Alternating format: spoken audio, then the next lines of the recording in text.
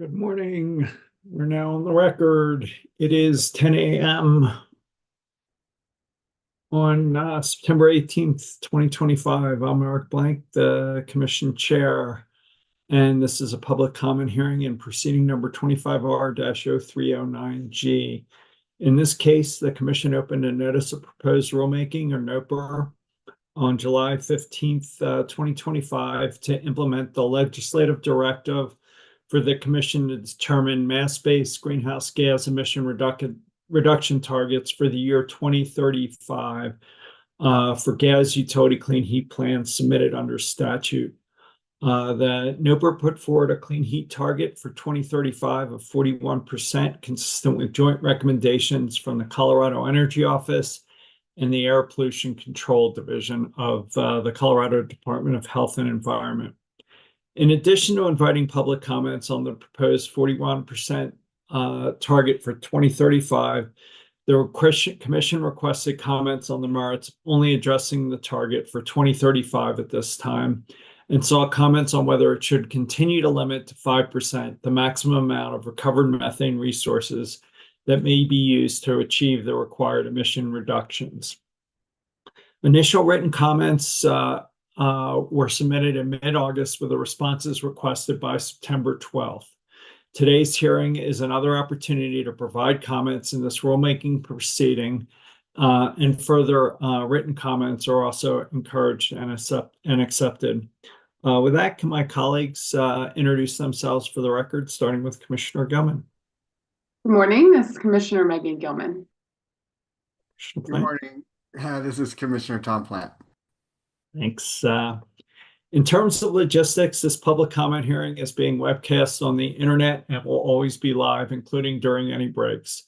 Before we begin taking statements, I would like to briefly explain how a public comment hearing works. There is a court reporter who is listening to this proceeding remotely. She is going to take down what you say for the record. This comment hearing is formal, like a court proceeding, and we ask that the audience be respectful of the speakers that comment today. If you're interested in speaking, please turn on your video or use the raise hand function on Zoom, and I'll call on people in the order in which I see them, perhaps starting first with any elected officials.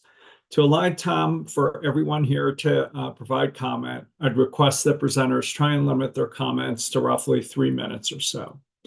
Written comments can be filed directly into this proceeding through the Commission's e-filing website, through the Commission's online comment form, or by emailing comments to Dora_PUC_website at state.co.us. If using these methods, please specify the comments apply to proceeding number 25R-0309G.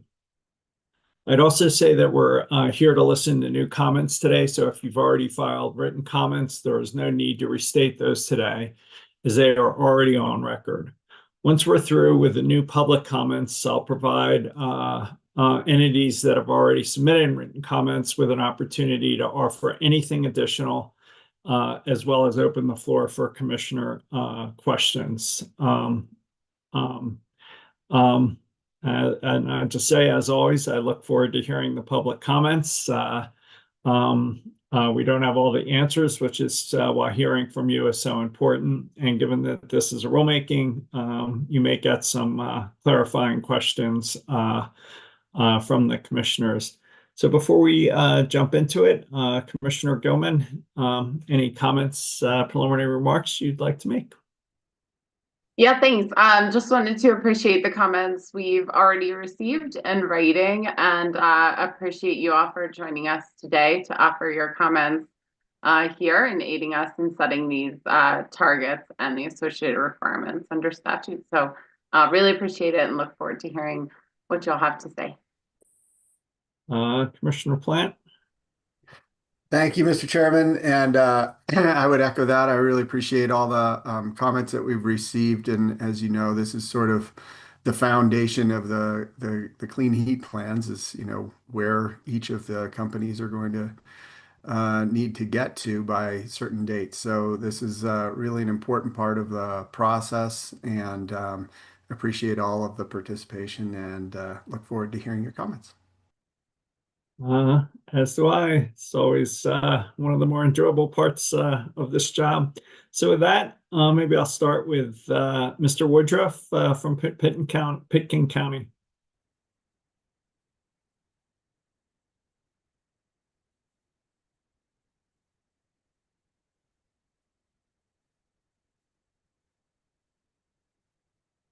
Uh, let's go to former Colorado State Rep Tracy. I can't see your full name, but you're first. Tracy Burnett. Yeah. Hi. Thank you so very much. I really appreciate all that you do. And yes, I'm former Colorado State State Rep Tracy Burnett. I was a prime sponsor of the Clean Heat Statute, SB 21264. And I'd like to point out three features of that statute that support enacting strong targets in this proceeding. First of all, SB 264 was enacted with a package of complementary bills that collectively establish a comprehensive strategy for decarbonizing Colorado's homes and buildings. These include HB 21-1238, of which I was also a prime sponsor, and that modernizes the gas utility demand-side management programs and identifies beneficial electrification as a gas DSM measure. It also enacts social costs of carbon and methane into statute. That bill was heavily coordinated with another bill, SB 21-246, which directs the electric utilities to file beneficial electrification plans. I was also prime sponsor of SB 21-272, which directs the PUC to consider equity in all of its decisions and consider the social cost of carbon in utility resource planning. Now, subsequent legislation and policy is built upon this comprehensive strategy, and that includes HB 22-1362. I was also prime sponsor of that bill, which established statewide building energy codes, including the Model Electric and Solar Ready Code, which communities started adopting in 2023, as well as the newly finalized Model Low Energy and Carbon Code, which requires communities to adopt the latest, most climate-aligned codes in the nation for the next few years. That bill also included grant programs to electrify buildings, including neighborhood-scale building developments. Other supportive legislation, SB 24-214, which requires utilities to propose voluntary electric rates designed to lower heat pump customer energy bills, as well as other heat pump helpful stuff. And also HB 24-1370, which incentivizes pilot neighborhood scale non-pipeline alternative projects. So from this whole set of all this legislation, there's several conclusions you can draw. First of all, the legislature's clear intent to rapidly decarbonize the building sector, and also that the PUC can enact strong clean heat targets with the confidence that a comprehensive suite of policy support will help overcome any obstacles to achieving those targets. So quickly, two other points I'd like to make. A key priority of SB 264 was to align clean heat targets with Colorado's greenhouse gas emission goals, in that it directs the PUC to ensure that covered greenhouse gas reductions are proportionate to the sector's contributions to statewide goals.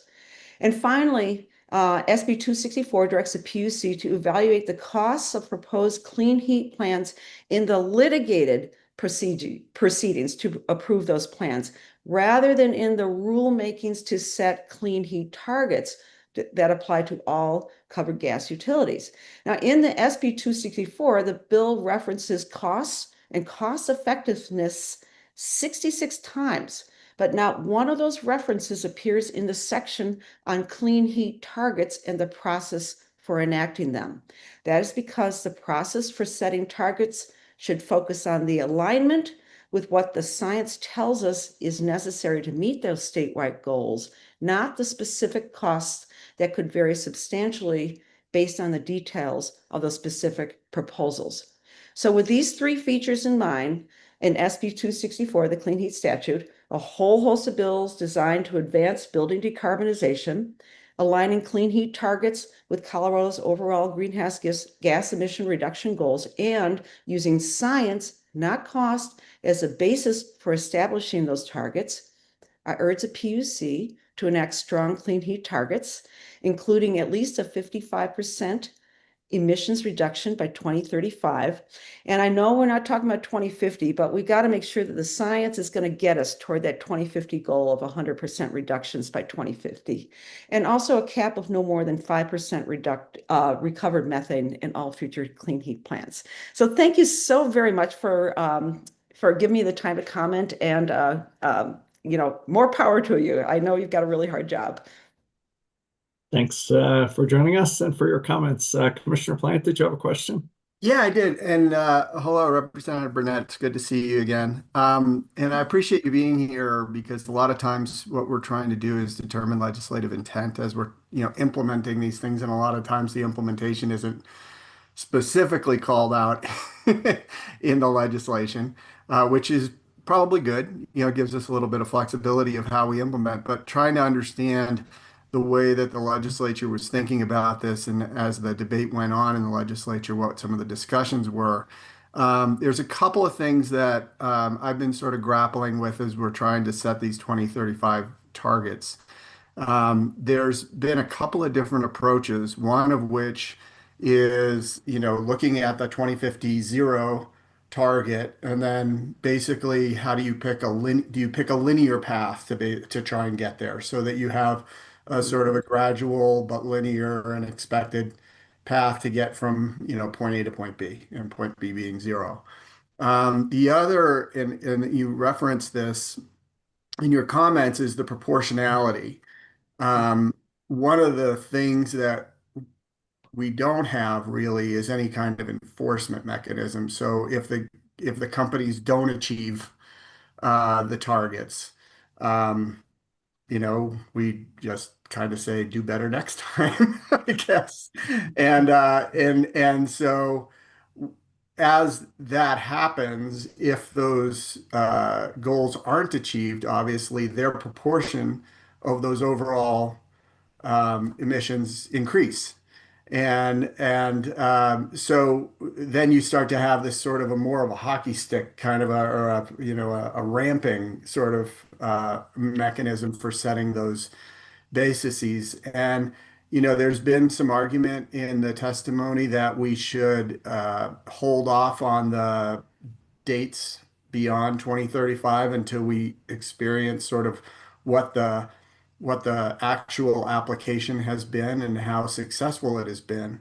And I guess that points to two different objectives. Do we try and set these targets based on what we observe the gas companies being able to do, and then set those goals for that? Or do we set the goals based on, this linear path to zero? Or do we set the goals every time kind of looking at what the individual contribution is of the sector relative to the rest of the state? And those are some of the issues that I've been sort of grappling with, and I'd love to get your input. I am so glad you brought that up, and those are really, really good questions. So first of all, on whether it should be a steady state, a steady reduction, I think of methane, that's the gut punch to the climate. You could think about CO2 and other things in other sectors, and how CO2 is going to be around, for 100 years. But methane, the quicker we can reduce methane, the more the better we're going to get to our goals. And so I'd say, no, we don't need a steady decrease in methane, because the science says the quickest way to get us toward our goals is to reduce methane, because it's such a powerful greenhouse gas. In terms of enforcement, oh my gosh, I totally understand where you come from on that. And it is really frustrating. And this is part of the reason I'm testifying after passing those bills. It's really important to enforce them. And that is something we think in statute. The one thing in SB 264 that really really, this is more like in approving clean heat targets, the clean heat plans, rather than targets, was that there was, I don't remember what part of the bill, but it talked about that the PUC has the ability, if it's in the social interest, it's in the common public interest, to do something beyond just what the cost metrics tell you to do. And I could get offline and cite that information. But to me, that was really powerful. I mean, to me, the social cost of carbon, the social cost of methane, especially since those numbers have come up so much more from when I passed, 264. We got to keep the public interest in mind. So in terms of enforcement, I'd have to think a little bit more about that because yes, how do you enforce it? You enforce it through these clean heat plans, and you do have the ability to go, if it's in the public interest, to go a bit more than what that clean heat plan says. I also want to just say one other thing. When I was passing these bills, and I spent a lot of time on the 1362, the gas demand side management bill, I was constantly talking to labor and to the people who worked in gas utilities, the pipe fitters and all those people. How can you do this? How do you keep those jobs? And clean heat was a clear target. We have had clean heat pilots and programs, around the nation for years now. And so we need to keep pushing this because the technology is out there, but we're seeing such huge changes in our climate right now. We've got to do something sooner, and reducing methane is the quickest way we can do it. So I hope that provides a little something. I'm perfectly happy to talk with you offline about anything, but this is something I'm really passionate about. Thank you very much. Appreciate it, Representative. Thank you. Mr. Woodruff, Pitkin County. Thank you. Apologies for my tardiness. Good morning, Chair Blank and Commissioner Gilman and Plant. My name is Jeffrey Woodruff. I'm a Pitkin County Commissioner and also a Colorado architect. I'm here to urge the Colorado Public Utilities Commission to approve strong clean heat targets for 2035 and beyond. In my capacity as Commissioner and as architect, strong clean heat targets for 2035 and beyond are aligned with the goals of our county and our valley and essential to meeting our state goals. In my professional opinion as an architect, I can tell you there are feasible options in cold mountain climates like mine.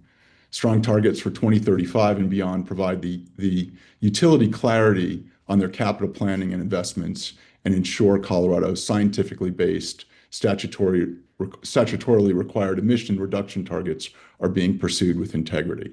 Locally, we work with utility providers like Black Hills Energy as well as Holy Cross Energy. In Pitkin County, we're already experiencing the significant impacts of climate change on our local environment and our economy. We are proud of handing out 100-day ski pins, but projects like that are in jeopardy. The region is experiencing lower spring snowpack and earlier spring runoff due to increased temperatures, which results in lower summer soil moisture. Ranchers throughout my county are chronicling the impacts of a severely dry summer. A rancher along Emma Road negotiated with his neighbor for the scant quantity of water left in his ditch. Other neighbors, less senior in rights, ran out of water this summer. Yesterday, I was at Three Meadows Farm up in Garfield. The ditch call was 2 months earlier than in any year, on record. As a county known for our ski industry and ranching, our way of life is in jeopardy. For decades, the county has decided to do our part to proactively address the threat of climate change. Most recently, we updated our climate action plan to calculate how much we must reduce emissions to align with 2030 science-based targets of 1.5 degrees Celsius. We found that to do our fair share, Pitkin County should reduce community-wide emissions by at least 65% from 2019 levels by 2030. While this is a considerable challenge, even for a county like ours, we intend to use the 2030 target as a guidepost for this plan and work urgently to meet the target as we electrify our own buildings. We know where emissions come from: heating, cooling, lighting of buildings. Again, I deal with them every day, converting clients to heat pumps, to cold source heat pumps, Space Pack is a new entrant for in-floor heating and cooling. And we're also looking as a county at fugitive emissions. We have a goal to have net zero construction in our buildings by 2030, and we're reducing energy demand through our 2024 Energy Code updates. Regionally, we partner with firms like the Community Office for Resource Efficiency and have handed out over $750,000 in grants to work with homeowners and businesses to electrify their plants and their buildings. In Pitkin County, we understand that we have a climate leadership role to play. We know that we're lucky to live in the Roaring Fork Valley and are reminded every day when I look around and I see the snow-capped peaks and the Elk Mountains and walk through the native grasses that this summer were hardened and brittle by a year of aridification. The point is, our way of life is something worth doing that we need to preserve. At this critical time in our history, I believe the state has a critical role in leading on climate. We're managing our homes and our fields through scarcity, resilience, and hydrographic concerns statewide. Now is the time to temper our ambition, not hedge our bets. We need clear policy that will help provide certainty to both utilities, both Holy Cross and Black Hills, and the market. Please adopt more ambitious clean heat targets that will advance our community's goals and our state goals. Thank you for your time and consideration. Thank you, sir. Ms. Waters, Summit County Commission. Hi there. Good morning. Can everyone hear me all right? We can. Thank you. Awesome. Well, thank you so much, commissioners. I appreciate the time to speak today. My name again is Nina Waters, Summit County Commissioner, and I am here today to urge you to support clean heat targets that actually match the urgency of the climate crisis we're facing. That means aligning with Colorado's statewide emissions reduction goals and requiring at least 50% cut in emissions from gas utilities by 2035. I also encourage you to set strong targets for 2040 and 2045 so that we can keep moving steadily towards meeting both our statewide and our local climate commitments here in Summit County. At this time in Summit County, I want to share with you that we're doing our part. We're updating our building codes to make sure new construction is heated with electricity. And this isn't some far off idea. This is actually already happening. More than a third of homes in Summit County are heated by electricity right now. So that tells us two things. It is possible to heat homes in cold climates .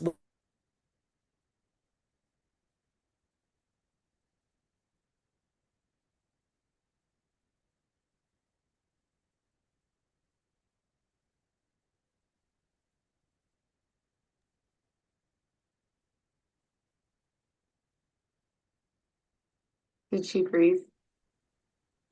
Did she lose her connection or did I lose I mine? think it's her. Oh. I lost her as well on my end. I'm seeing Okay. everyone else moving. All right. Well, I was worried it was me. I was trying to dial in. Let's just keep going through the list, and we'll come back to Ms. Waters as her reception improves. The next one on mine is Mr. Aiken. Are you still there? I am still here. You're up.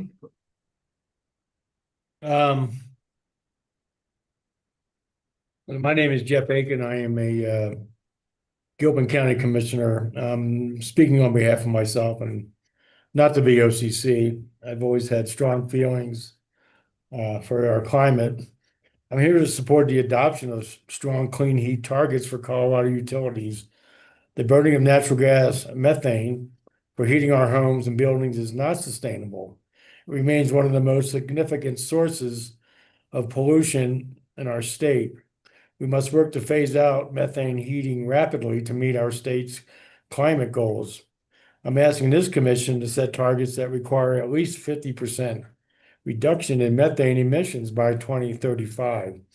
At a time when the current administration is doubling down on coal and canceling clean energy projects, this greatly increases our need to do more in the burning of biogas or renewable methane as emission reductions. My county of Gilpin has been dodging a great wildfire event for many years Climate change continues to affect us. The beetle kill has increased dramatically in the first 5 years and is, I believe, now unstoppable, as we're never getting cold enough to kill them at this point. The current proposals for our clean heat targets have some drawbacks, in that achieving only a 31% reduction in the next decade is not sufficient for facing this crisis. We need to aim higher for at least 50% reductions by 2035 for our own state. Thank you for your consideration and allowing me to address the commission. Thank you, sir. Thanks for joining us. Are there any other elected officials who'd like to speak? Turn on your camera. If not, I'll just go through the list. Ms. Canonico. Oh, you're muted. Good There you morning, go. commissioners. Thank you for taking comment on the Colorado Clean Heat targets. My name is Tricia Canonico, and I'm a Fort Collins City Council member and Vice President of Colorado Communities for Climate Action, or CC4CA. CC4CA is a coalition of 46 local governments representing nearly 1/3 of Colorado's population. The heating and cooling of buildings is a significant contributor to GHG emissions in Colorado, making up 22% of the state's carbon pollution from the energy sector. It's also one of the most difficult sectors to decarbonize because use of natural gas for heating is so pervasive. In Fort Collins, for example, heating buildings is one of the few sources of increasing greenhouse gas emissions at a time when we are seeing success in reducing all other sources of carbon pollution. The fact of the matter is that Fort Collins and other municipalities and counties can only do so much on our own. Our utilities determine our energy mix, and we need to take bold action to reduce energy sector emissions. With that in mind, I ask this commission to ensure that the clean heat targets set in this proceeding meet the urgency in mitigating climate pollution. Specifically, I ask that you set the 2035 emissions reduction target of at 50%.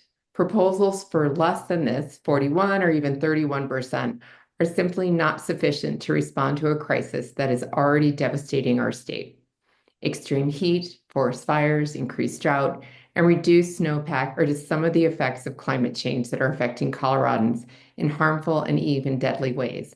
I also ask that a long-term goal of 100% reductions by 2050 be set in order to align with statewide climate goals.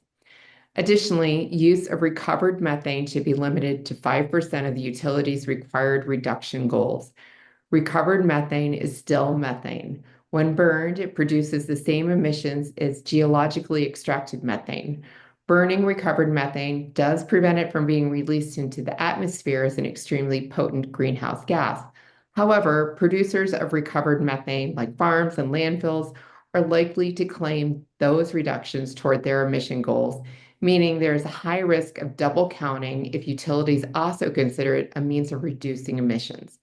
Most importantly, regardless of the origin of methane, burning it releases carbon dioxide and other pollutants. In spite of the conceptual appeal of recovered methane, its use still results in actual climate pollution. Therefore, I ask that this commission limit or disallow the use of recovered methane as an emissions reduction measure in the clean heat target. We don't have more time to delay our emissions reduction efforts. The achievements of the utilities on this issue all but determine the ability of the state to decarbonize our heating systems. I thank the commissioners for hearing public comment on this issue, and I encourage you to take this opportunity for bold action on climate pollution. Thank you so much. Thank you. Greatly appreciate it. Any other elected officials before we go down the list? All right, Ms. Kunstler. Hey, excuse me. Good morning, commissioners. Thank you for the opportunity to speak today. My name is Sarah Kunstler. I'm the Colorado State Director for Mountain Mamas, a nonprofit representing mothers who care deeply about clean air, clean water, and a safe climate for our children. As parents, we are motivated by a basic but powerful instinct to protect our kids. And that means confronting the climate crisis with the urgency it demands, starting with how we heat our homes and power our lives. First, I want to express our appreciation for the Commission's leadership in working toward clean energy and healthier air for all Coloradans. We know this is complex and we are grateful for your commitment. Today, we're asking the Commission to take 3 steps. One, set a 2035 target that cuts emissions from gas utilities by at least 55% from 2015 levels. 2, establish additional clean heat targets for 2040, 2045, and 2050 to guide a full transition off fossil gas by mid-century.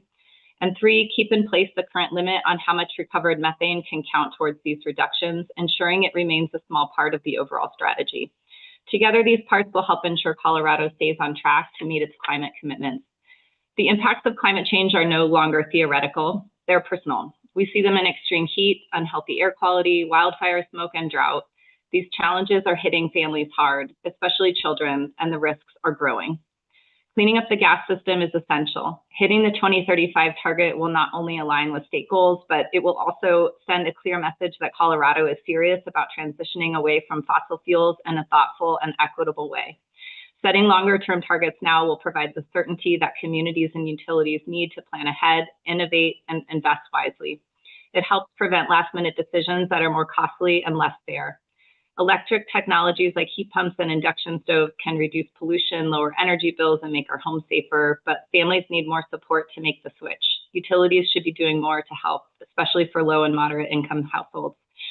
So in closing, I ask you to keep our children in mind as you make these decisions. They are the most vulnerable to the consequences of inaction and the ones who will live with the choices we make today. Thank you for your time and leadership. Thank you. Ms. Jennings. Hi, my name is Dr. Kate Jennings. I'm an internal medicine physician and a palliative care physician based in Aurora. I'm also an advocate for Healthy Air and Water Colorado, a network of health professionals working to address the growing public health risks of climate change. In addition to my medical training, I have participated in the Diploma in Climate Medicine at the University of Colorado School of Medicine. I'm here today because the Clean Heat Plan rulemaking before the Colorado Public Utilities Commission will directly affect the indoor and outdoor air we breathe and the health of our communities and my patients. Every day that I see patients, I take care of one with lung disease. I saw an elderly patient with advanced lung disease experiencing another flare of his chronic bronchitis, and he was requiring oxygen to even sit in his chair. He takes his medication, he's still legit in his health, but he continues to have more trouble breathing. I saw him when the AQI, the air quality, was at its worst, and his suffering and symptoms were not just from progression of his disease, but worsened by the poor air quality both inside and outside of his home. He is battling something much bigger than himself. We know that the burning of fossil fuels like natural gas releases harmful pollutants, impacting both indoor and outdoor air quality, which contributes to serious adverse health impacts.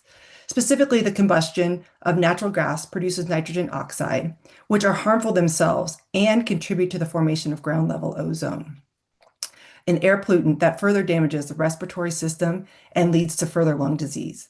These fossil fuels also produce fine particulate matter, or PM2.5, which enters deep into our lungs and our bloodstream, worsening conditions like asthma, the chronic bronchitis of my patient, and increases the risks of heart attacks, stroke, and other health impacts. A transition away from coal, gas, and other fossil fuels to safe, reliable, and renewable electricity generation is not just an environmental necessity, it's a public health imperative. To ensure a clean energy future and protect public health, the Public Utilities Commission must adopt strong science-based targets. I ask that the Commission establish a 2035 clean heat target of at least a 55% emission reduction compared to the 2015 baseline levels.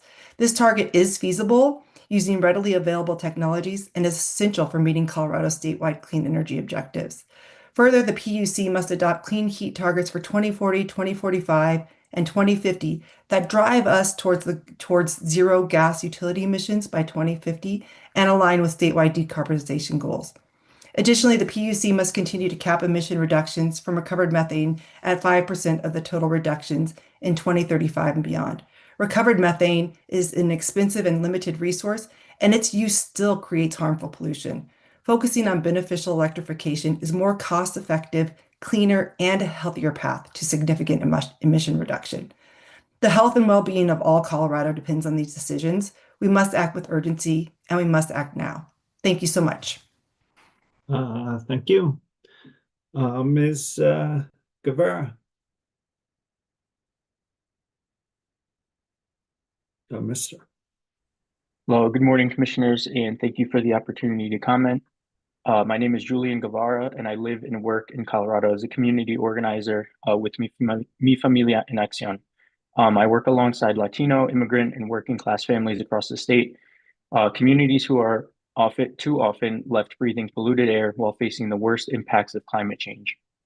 I urge you, the Commission, to adopt strong clean heat targets, at least 55% emissions reductions by 2035, with additional targets for 2040, 2045, and 2050 that chart a clear course to 100% clean heat by mid-century. I also urge you to maintain the 5% cap on recovered methane. It's a costly, limited, and polluting false solution. Many of the neighborhoods that I organize in, places where immigrants and low-income families make their homes, are already overburdened by air pollution. We cannot afford to delay or weaken Colorado's leadership anymore. Federal rollbacks may make the path harder, but they do not make the stakes any less urgent. Beneficial electrification is the way forward. It lowers costs in the long run, cleans our air, and creates healthier homes. But working families need the Commission and our utilities to remove barriers, provide rebates, and invest in equitable programs that make heat pumps and clean appliances accessible to everyone, not just those who can afford them first. Strong, forward-looking clean heat targets will protect Colorado's most vulnerable residents and keep us on track for a livable future. Please hold the line on climate leadership and reject any proposal that weakens these goals. Thank you for your time and for considering the voices of communities like mine who are counting on your leadership. Thank you. Mr. Brandon Brown. Hello, my fellow Coloradans. My name is Brandon Brown. I'm currently living in Denver with an extensive background in litigation, environmental science, and geospatial tech. I'm here to testify today because Colorado doesn't have time for half measures dressed up as progress. The state's legislature already laid down the path with SB 21-264. Utilities are told to cut emissions 4% by 2025 and 22% by 2030. Now we're discussing the next turning point, 2035, and the current proposal on the table is just 31% reduction in emissions. This leaves Coloradans with more to lose than to gain. Let me be clear, 31% is not leadership. It's not science-based. And it's not enough for our communities that are already struggling to build resilience against wildfires, feeling our summers get hotter, and watching our families struggle to stay healthy inside homes still burning gas. Colorado must maintain its leadership edge on climate action. That means a minimum of 55% cuts in emissions by 2035. Anything less fails to fully consider the science and the law. Colorado needs to continue paving the way forward for binding emissions reduction targets at 2040, 2045, and 2050, taking us to zero gas utility emissions by mid-century. Anything else is just punting the costs, the harm, and the consequences downfield to my generation and the next. Let's be honest, so-called recovered methane and hydrogen blending are not real solutions. They are industry delay tactics. Recovered methane still leaks, and the Commission itself has previously found that recovered methane is not a cost-effective method compared to building electrification. Emissions reductions from recovered methane need to remain capped at 5%, no expansion, and no loopholes. Furthermore, the weakening proposal to drop targets to 31% by 2035 in response to industry pushback is a step backward. Federal rollbacks of clean energy tax credits are not an excuse for Colorado to abandon its statutory climate goals or its ardent leadership therein. When Washington caves to polluters, it's important for us to stand up for Coloradans' health, safety, and sovereignty. I am already feeling the impacts of climate change in Colorado. Extreme heat, worsening ozone pollution. The Denver metro is one of the worst in the nation for that. More destructive wildfires, declining snowpack, drought, and flash flood risks all increase in the absence of real climate action. Communities across the state are already living with this reality, from the Marshall Fire and the Boulder Creek flood in Boulder to challenges maintaining the Colorado River Compact or the troublesome fires which devastated the mountain communities west of Boulder County. The science, the law, and Coloradans' lived experiences call for drastic emissions cuts right here, right now. Colorado's families deserve better. Building electrification from ground-coupled and air-source heat pumps deliver real solutions that cut costs, mitigate emissions, and keep people safe in the extreme heat and cold all seasons, year-round. This approach reduces reliance on gas infrastructure, lowers indoor and outdoor air pollution, and aligns with statewide climate law. Exploring building electrification and heat pumps is a wise course of action that I recommend the PUC to fully consider and implement. You commissioners now have the stark opportunity to set strong, realizable guardrails, not weak compromises that harm Colorado's future. Coloradans deserve clarity, accountability, and a future free from the negative health impacts caused from gas infrastructure. Our atmosphere doesn't negotiate, and neither should we. Thank you. Thank you. Ms. Smith.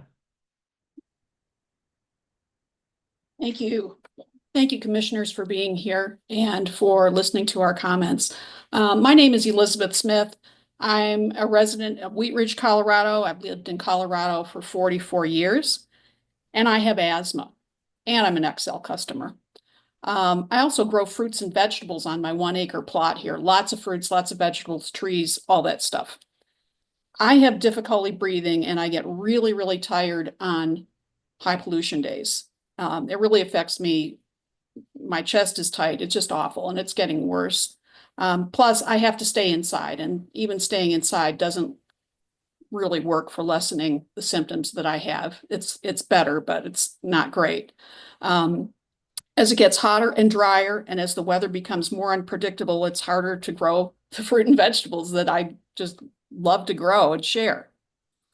The PUC knows what the legislature's intent was with all of the statutes that have been mentioned. I urge you guys to pay attention to that and to have leadership and to have courage to do what we need to do to keep us in Colorado safe and to keep us healthy.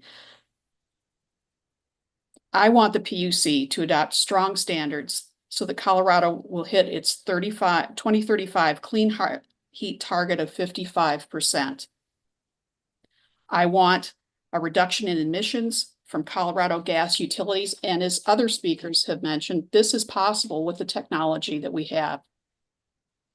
I want clean heat targets that will get Colorado to 100% emissions reduction by 2050. I think that's the only way we can make headway here. And finally, I don't believe that recovering methane is a strategy that will really work, will get us where we need to be. I think it's a false hope. Thank you for listening to my comments and for doing the hard work you guys do. Thank you. Mr. Loma.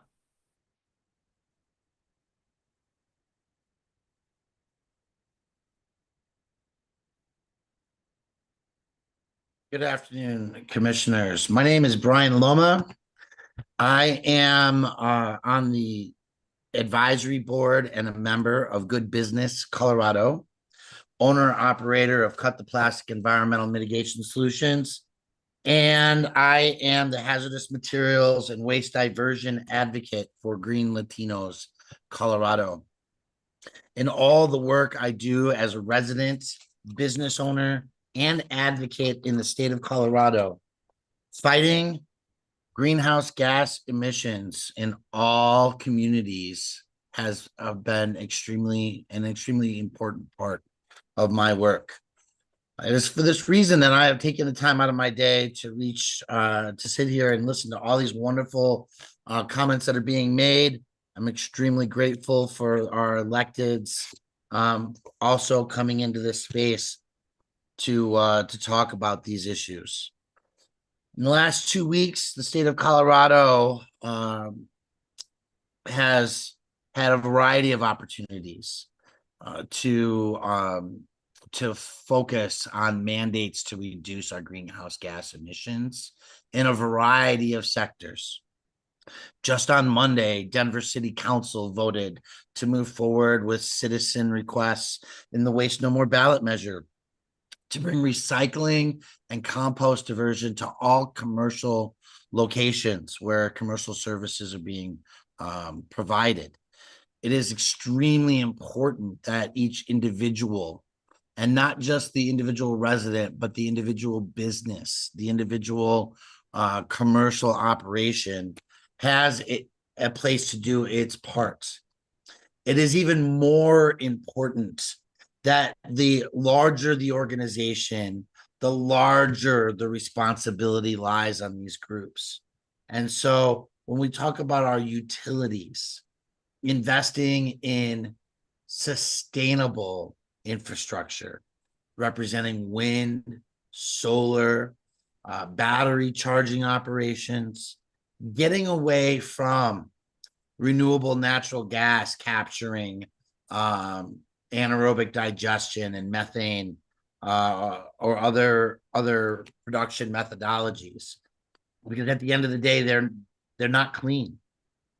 In Greeley, they're currently looking at flaring emissions from the anaerobic digestion from cow manure, and with open flares, not even closed flares that ensure the time, turbidity, and temperature of the emissions coming out are destroyed effectively to protect the neighborhoods, to actually eliminate the methane. And so when we're developing our utilities and our infrastructure, we need to stay away from new natural gas facilities. We need to stick to the 2035, 2040, and beyond goals for to lead as an example, and to make sure that our utilities are doing their fair share as well.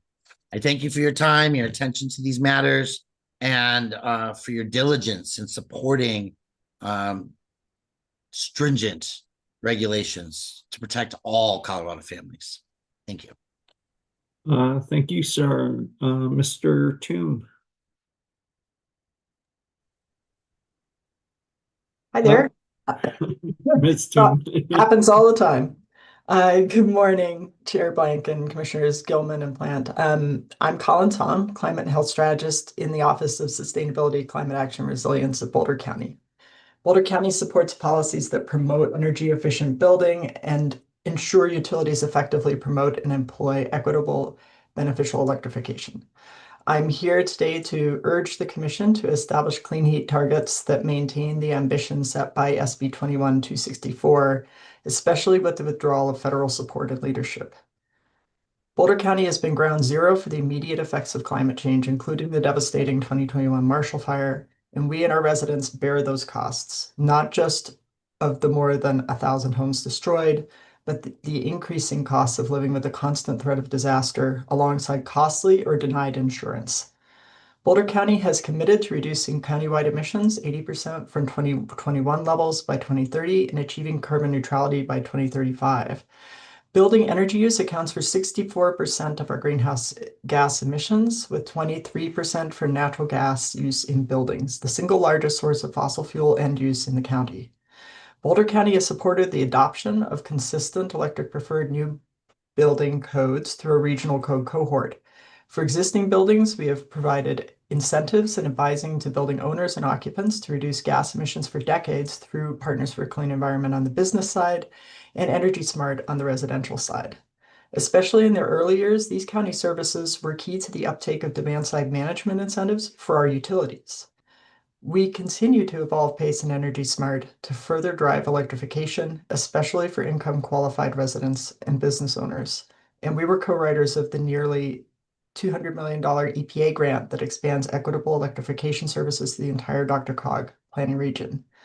But all these investments cannot bring us to our goals for the building sector without commensurate investment by utilities as required by the scale of clean heat targets. This is why we supported SB 21264 to set necessary targets for reductions in greenhouse gas emissions, and why we now ask you to maintain momentum towards zero gas emissions from utilities by 2050.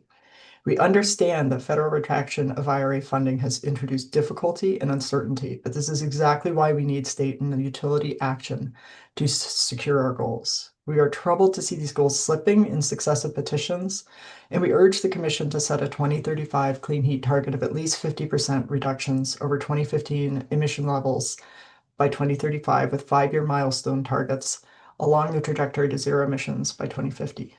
Of these targets, we support the Commission retaining the 5% cap on reductions allowable from recovered methane. Our experience in rebuilding after the Marshall Fire demonstrated that technology is ready for the transition from gas, but full support of electrification by utilities was critical to the outcome of more than 20% of those rebuilds that went all electric voluntarily, even under the duress of rebuilding. And we see full utility support of transition as the missing link in the challenge for existing building emissions. Thank you so much for the opportunity to comment. Thank you. Mr. Trujillo. Good morning, Commissioners. Thank you for the opportunity to speak today. My name is Anthony Trujillo. I'm the Business Manager for Lionel Local 720. We represent over 17 construction craft laborers in Colorado, including 300 who work for utility contractors on gas pipelines and underground infrastructure projects. Since 2022, our union members have worked on over 2.3 million hours installing vital underground utilities for Colorado communities, providing stable, family-sustaining employment close to home under collectively bargained agreements that provide wages, benefits, safety, and labor protections. These jobs are more than paychecks.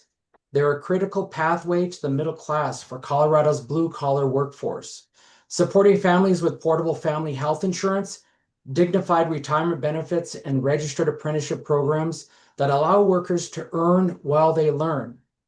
Almost 60% of our members are racial and ethnic minorities and live in counties with high rates of uninsurance, and 75% reside in disproportionately impacted communities. Eliminating these local jobs under the proposed rules would devastate vulnerable communities, exactly where the promise of an equitable transition matters the most. Our members now face a double burden, losing their livelihoods while also dealing with a record utility rate increases as infrastructure transition costs are pushed onto ratepayers. Many live in areas served by separate gas and electric utilities. Here, beneficial electrification simply does not work. The proposed 41% reduction amplifies financial hardship instead of solving it, especially for families who are already at risk. We've heard promises that renewable projects would replace union jobs, but in practice, those projects have overwhelmingly been built using low-skilled, non-union, out-of-state labor that pays low wages and offers minimal benefits, contrary to legislative intent. Our communities are systematically excluded as developers capture the benefits of clean energy while shifting the costs and losses onto local workers and their families. This is a catastrophic failure of both state policy and legislative intent. Most importantly, the Commission must remember that its duty under the Clean Heat Plan statute, protecting family-sustaining jobs, and to consider the impacts on disproportionately affected communities. The current emissions reduction goal of 22% is difficult enough. Increasing the target, given the current volatility in the energy sector and cost overruns, places an impossible burden on utilities and workers alike. Raising the goal to 31% or higher is reckless. The environmental recommendations of 55% and beyond are not plausible given the costs and implications for real people, our members, their families, and their communities. Lionel Local 720 urges the Commission to dismiss the proposed rule as premature or at a minimum maintain the existing 22% reduction target. Do not use the social cost of carbon in the absence of robust debate and expert testimony. And above all, do not compromise the rate cap or the statutory requirement to protect these family supporting jobs. Thank you for your time and for considering the true human impact of these decisions. Thanks for joining us, sir. Ms. Sally Engen. Hi, yes, thank you for allowing us to comment today.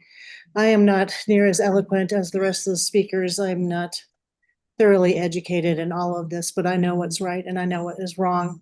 I've lived in Colorado for 40 years. Many of us were lured here by John Denver songs and Coors beer commercials about how beautiful and clean Colorado is. And it's no longer that. Big oil and greed have taken over. I've been very involved here with Save the Aurora Reservoir, where 3,000 of us are fighting a 35 acre, 32 well pad, only 3,000 feet from the Aurora Reservoir. And we all know what the dangers of fracking are. And I've been buried in that for a long time, trying to get that moved or just gone away. So big oil and greed have taken over Colorado. And as you know, Colorado is in the top 5 worst cities in the nation for air quality. The fracking boom is making that worse. Air moves, it's affecting the mountains, as you've heard from several people that live up there and are trying to change things. So the ECMC has approved 98% of new fracking wells. When will you guys start to do something? Get it together. Colorado needs to step up and stop being one of the largest contributors to the leaders. And sorry, I went off script. So we're, like I say, we're the top 5 worst there. We're polluting the whole planet. Our state is not doing well. And it was frustrating to hear earlier that this commission has no teeth. And I mean, the ECMC certainly has not been penalizing big oil and gas. We missed out on $37 million in fines that they could have charged, but they didn't. So maybe you guys can figure out how to way to get some teeth and find these people. So please set strong, achievable goals. It must be very hard navigating all this. The more I'm in construction, I have a construction company, and I know how hard it is to herd the cats that are my subcontractors. But for you guys going with government agencies, it's got to be a total nightmare. But please try to think out the box. I do support strong, clean heat targets of at least 55% emission reductions by 2035, ramping up to 0 emissions by 2050. And as the last fellow had said, this air is killing us. We need to do something. There are more jobs in clean air or renewable energy than there are in oil and gas right now. So we're getting there, and please do something about it. I appreciate your time. Thank you. Thank you, Mr. Brian Matisse. Thank you, commissioners, and good morning. I'm Brian Matisse, a retiree from Aurora and a customer of Xcel. I support clean heat targets of 55% emission reduction in 10 years, leading to 0 emissions by 2050. I live in a typical middle-class home on a standard city lot. I'm proud to say that this spring I had my gas line disconnected completely when I converted from a gas furnace and water heater to a geothermal heat pump and heat pump water heater in February.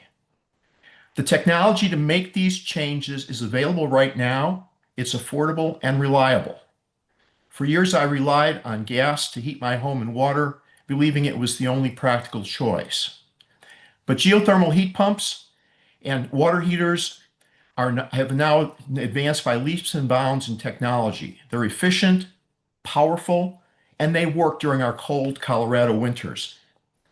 Now, we know the initial investment is significant, but let's be clear. Over time, the costs are much lower than continuing to pay monthly gas bills year after year. My new systems use less energy and have cut my utility bills. In the long run, making the switch is not just good for the environment, it's cost effective and frankly cheap compared to sticking with gas. Utilities can be creative to incentivize financing solutions to make the transition. Low interest loans, rebates, on-bill financing, leasing, to help homeowners like me overcome the upfront costs. Colorado did this in the last decade with renewable energy credits to spur adoption of rooftop solar, which is now common and cheap. When more of us can access these options, we will accelerate the adoption of clean, efficient technologies in our neighborhoods and communities. But, and this is a big but, utilities need strong and clear clean heat gas emission limitation targets to spur these solutions. Setting ambitious but achievable goals will spur innovation, drive down costs even further, and help us all move toward a healthier, cleaner future. So as someone who's taken the leap, I encourage policymakers, utilities, the PUC, and industry leaders to work together to make these solutions accessible to everyone. The technology is here, the benefits are real, and with strong emission targets to motivate solutions, we will make clean, affordable heat the new normal in Colorado. Thank you for this time. Thank you, sir. Ms. Reed. Good morning, Commissioners. Thank you for allowing me to speak today. My name is Meg Reed. I live in Indian Hills in the foothills west of Denver. I'm a mom, a grandmother, and an XL customer. I'm deeply concerned about the effects of climate change that we're already seeing. Extreme heat, drought, increased wildfire risk, poor air quality exacerbated by wildfire smoke, and so on. For these reasons, I support a target by 2035 of 55% emissions reduction and increasing through 2050 for a goal of zero gas utility emissions. Clean heat is a no-brainer in terms of reliability, existing infrastructure, low relative cost, and minimal impact on Colorado's troubled air quality. Capping recovered methane emission reductions at 5% aligns with the Commission's previous finding that recovered methane is not cost-effective at reducing emissions. And if the Commission throws its support to clean heat, Colorado's climate objectives are achievable. The time to commit to clean energy is now. Ensuring that our children and grandchildren have clean air is critically important, not only for their health, but also to slow the damage being done to our environment and the world that we want to leave them. Supporting steady reductions in emissions, limiting recovered methane, and increasing access to high-efficiency appliances like heat pumps through rebates for those of us who would welcome the technology but can't afford them would go a long way toward making Colorado a model for what can be achieved. Thank you for considering my comments today. Thank you. Mr. Neil Priester. Good morning, and thank you, Commissioners, for this opportunity. I would point out that with the loss of federal funds and leadership, the target is right on your back. And we know that this task on your part is huge, and recognize that you are up to the task. Thank you for your efforts. I hadn't intended to mention this, but through my newsfeed this morning, I saw that the National Academy of Sciences just yesterday indicates that the research and science behind climate change is beyond scientific dispute, that anthropogenic greenhouse gases are warming the planet, changing the climate, and harming our health and welfare, and that the severity is increasing. I've been a resident of the Colorado Front Range since 1965.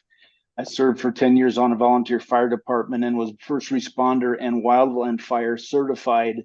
And I would invoke the Marshall Fire's indication that our risk of wildfire is increasing exponentially. I'm alarmed at the number of air quality alerts that indicate we're on the wrong path, and point out that the increasingly toxic outdoor environment makes the indoor air quality environment more and more critical as time moves forward. I sit on the Lakewood Advisory Committee and do research and policy recommendations for the Lakewood City Council, and I would like to share some findings for you. I serve on the Sustainability Subcommittee, and just a couple points. I would point out that Lakewood's Excel's Energy Future Collaborative indicates that electrification is a goal for the future for water and heat space and space heating. That Future Collaborative indicates that starting in 2019 that they would start to study these opportunities. And I would point out that I've got pretty good indication that they're lacking in those efforts. Also, another finding is that the emissions from most sectors is seeing reductions, mostly due to the renewable portfolio standard on the supply side, but natural gas usage continues to increase. So there are ways that we can achieve these goals that Excel claims to stress. I'm here to ask for support on the three metrics that have been mentioned this morning several times and indicate that the 35 clean heat target of at least 55% emissions reductions compared to 2015 baseline levels is achievable. We should adopt a clean heat target for 2040, 2045, and 2050 that chart a course to zero gas emissions by 2050 in line with state targets. And I think that's critically important, if nothing else, by that Energy Future Collaborative Lakewood that they said it started in 2019, they would start to address these issues, and they still remain untracked and unmet. If we don't hit some metrics and some targets, the efforts moving forward will fall short, as demonstrated by past history. And last of all, I want to point out that we have a moral imperative to do these things. We're not going to hit these targets that are contained within the Paris Accords, within state guidelines. Lakewood itself has its own sustainability targets that they will not be able to hit unless we get help with these demand side metrics that Excel is charged with watching over. In my efforts to get my home to zero net energy and zero net carbon, I've had some very interesting interactions with Excel. One time I was when they came out to pull out the meter for my home, they indicated that my home will not be heated during cold spells, which is just not accurate. It's just not technically a problem. I think they could do better, and I think if you can provide some guidelines for them, such as continuing to cap emissions from recovered methane at 5%. Those goals have been mentioned numerous times here, and we need your help to see them get done. Thank you for efforts. It's not lost on us, the Herculean task before you, but the technology is ready to go to scale. The political will is there. We just have to try and find a way to get it done. Thank you very much. Thank you. Ms. Holweg.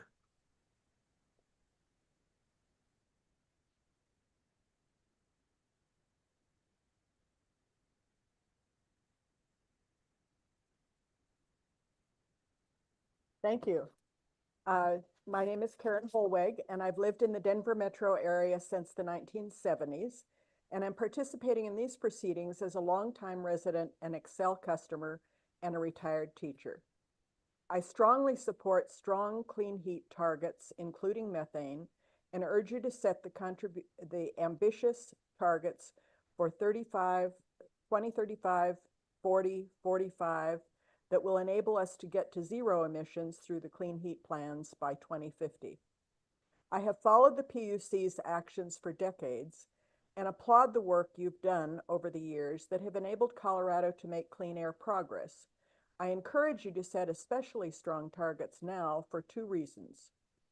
First, I have worked for the last 25 years to do all I can as an individual to reduce fossil fuel pollution. As a middle-class resident, I've sealed and super insulated my townhouse, installed triple pane windows and solar collectors. I bought and drive a Nissan Leaf EV and have saved tens of thousands of dollars in the process. I've also shared my experiences and contacts with others and encouraged them to similarly cut their pollution. But to make the kind of quantum leap progress in pollution reduction that we need now, we need you to require utilities to cut their pollution and get their customers to electrify their homes and businesses. By setting ambitious rules, you can enable a great leap forward. My second reason is that it's time to level the playing field and enable all Coloradans to breathe clean air. We've all read for decades about the efforts of the residents of Globeville to reduce pollution in their neighborhood.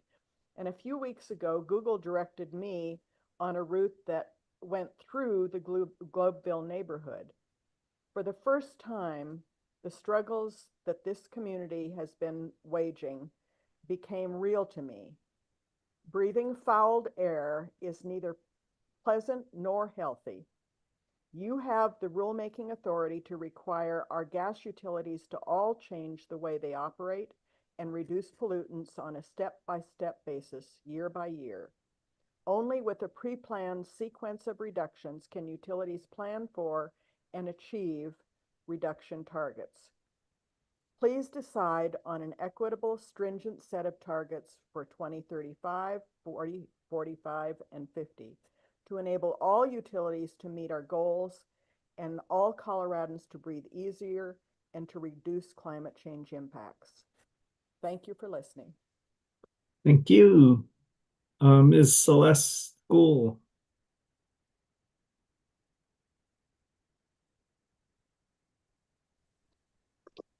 Hello. Try to keep my comments short. Thank you for listening to us today. My name is Celeste Gould. I'm a resident of Highlands Ranch and an Excel customer. I'd like to request three things. 2035 clean heat target of at least 55% emissions reductions from Colorado gas utilities companies. Secondly, we know that 2035 isn't the end, 55% isn't the goal. So I think we need to set an end goal. And I would suggest starting target of 2050 for 100% emissions reduction. And lastly, to maintain the 5% cap on recovered methane and clean heat plans.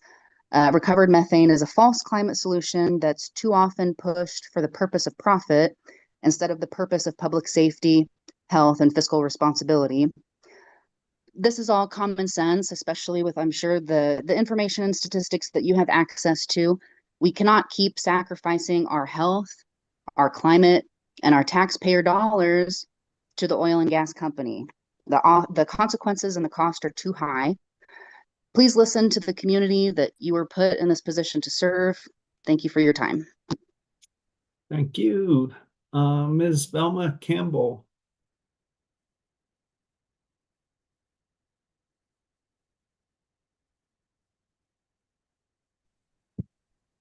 Good morning, commissioners and attendees. Thank you for the opportunity to speak to you this morning. My name is Velma Campbell. I am a medical doctor specializing in public health, particularly in occupational and environmental health. I'm a co-founder of Roots to Resilience, a Pueblo-based environmental justice organization, and a board member of Physicians for Social Responsibility of Colorado. I'm speaking to urge the PUC to adopt clean heat targets that are strong as well as science-based and achievable. The targets of 55% reduction in the next 10 years and methane recovery capped at no more than 5% are not only science-based and achievable, they are essential due to the impacts of runaway climate change on my community, the state of Colorado, and beyond. Particularly, the false solution of recovered methane is not only a contributor to climate change, but can also create a disincentive to our greenhouse gas goals by creating a market for this potent contributor to climate change. The science clearly shows these targets are the least that we need to accomplish. Pueblo is one of the communities in our state that is directly affected by air pollution from electric generation and gas heat, in addition to climate impacts, which are the focus of this rulemaking, which will benefit and we will benefit directly from reduced pollution as a co-benefit from strong clean heat targets. As a disproportionately impacted community with excess chronic disease burdens and low socioeconomic status. We are not alone, as we are hearing from others, in experiencing the impact on the economy, the environment, and public health. Climate change impacts have been recognized as a public health emergency, increasing death and illness from particulate and ozone pollution, lung disease, heart disease, reproductive complications, heat-related illness, decreased food production, and water scarcity. The clean heat goals call for consideration of workers and families, so it's important to recognize that jobs are also being lost due to climate change. As an occupational medicine physician, I know that unemployment affects health, and renewable energy economy will provide good jobs, including for the very union members, many of whom have been led to fear the coming transition. All regulatory and economic means available should be taken to further the role of organized labor in the renewable energy future. Weaker clean heat targets will only delay the economic change, prolonging stress and fear of job loss, as well as delaying the improved economic status for other members of our community. Thank you, commissioners, for recognizing and acting on the critical importance of continuing the leadership our state has shown in reducing emissions from energy generation with science and technology-based strong clean heat targets. Thank you. Thank you. Mr. Jamie Valdez.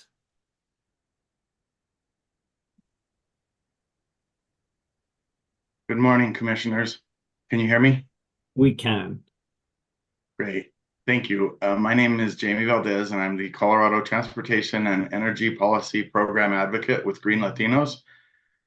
I'm a Pueblo native and resident speaking this morning on behalf of Green Latinos and its members. We support strong clean heat targets of at least 55% emission reductions by 2035, ramping up to zero emissions by 2050 without increasing the cap on recovered methane. Coloradans are already feeling the effects of climate change and health impacts from pollution. In Pueblo, we face increased rates of respiratory and cardiovascular disease compared to state averages.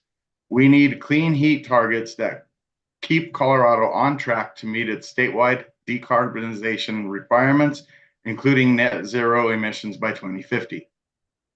Colorado is ready to transition away from reliance on costly methane gas and embrace clean heating technologies, which can have real benefits for households statewide, many of which could really use some relief from the heating cost burdens we currently face, especially as inflation drives up prices on nearly everything else. Disproportionately impacted communities like mine can benefit from cleaner air, water, and soil, in addition to broader benefits to the climate on which we all depend for our good health and longevity. The social cost of methane and carbon emissions is in the billions of dollars. We need support from gas utilities and clear guidance from the Commission to drive this transition. We urge the Commission to be bold in maintaining Colorado's climate leadership and keep us on track to meet statewide emission reduction targets rather than weaken clean heat targets in response to federal rollbacks. There is simply no need to rely on false climate solutions like recovered methane, especially when we have cheaper, cleaner options like beneficial electrification. Thank you for your time and consideration of my comments in support of a path to 100% clean heat for all Coloradans. Thank you. Mr. Luna.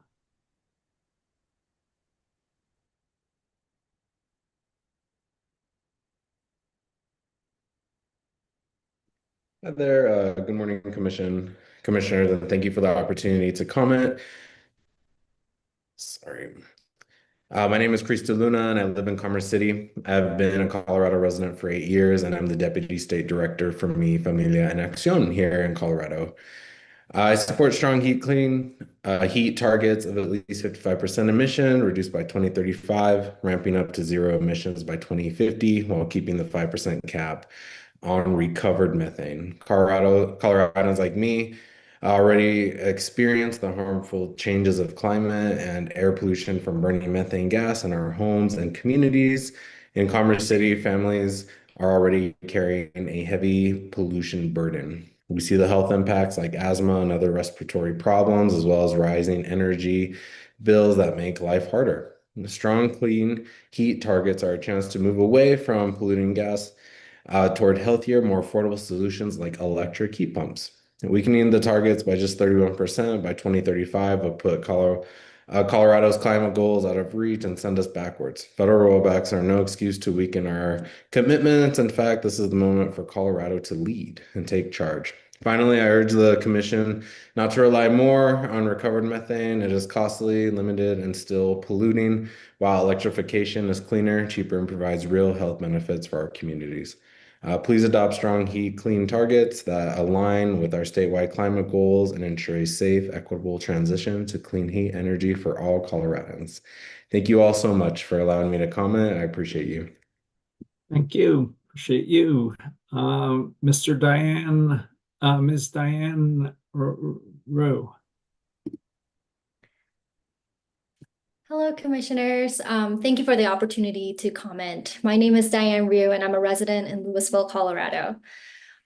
So I love living in this beautiful state, and I've always been proud to see how our state government acts as a leader in creating ambitious and bold climate objectives.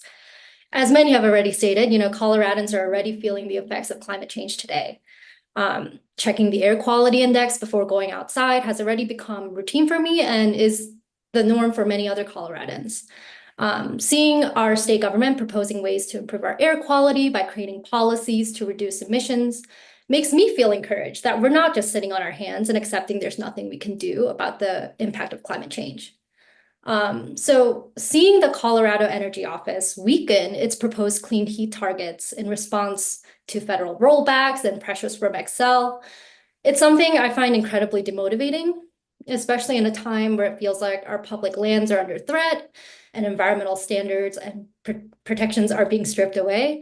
I think it's more important than ever to stand strong and create long-term planning that is clear in supporting clean energy policy. For this reason, I urge the Commission to maintain climate leadership and support a 2035 target of at least 55% emission reductions. Thank you for your time. Thank you. Appreciate it. Ms. Siegel. Oh, you're muted. Okay. Yo, Eric, great to see you again. I met you from Steve Pomerantz like 15 or 20 years ago. So this is my situation. This is just absolutely not cool. Colin Toome spoke today, and I had an experience with the county that blocked me from a heat pump like Brian Matisse was talking about.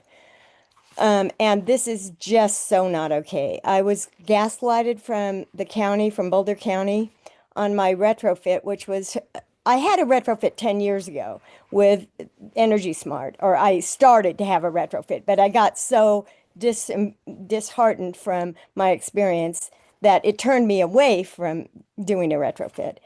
This was because the company I spoke to, Stellar, was great. I called the county, I said, they're great. And they said, well, we dropped them from our vendor list. So I said, why? And they wouldn't tell me. So I called Stellar and they said that it was because they had a job, not my job, but another job where they were putting solar panels on, and the county was forcing them to apply the panels under adverse conditions, whatever those were.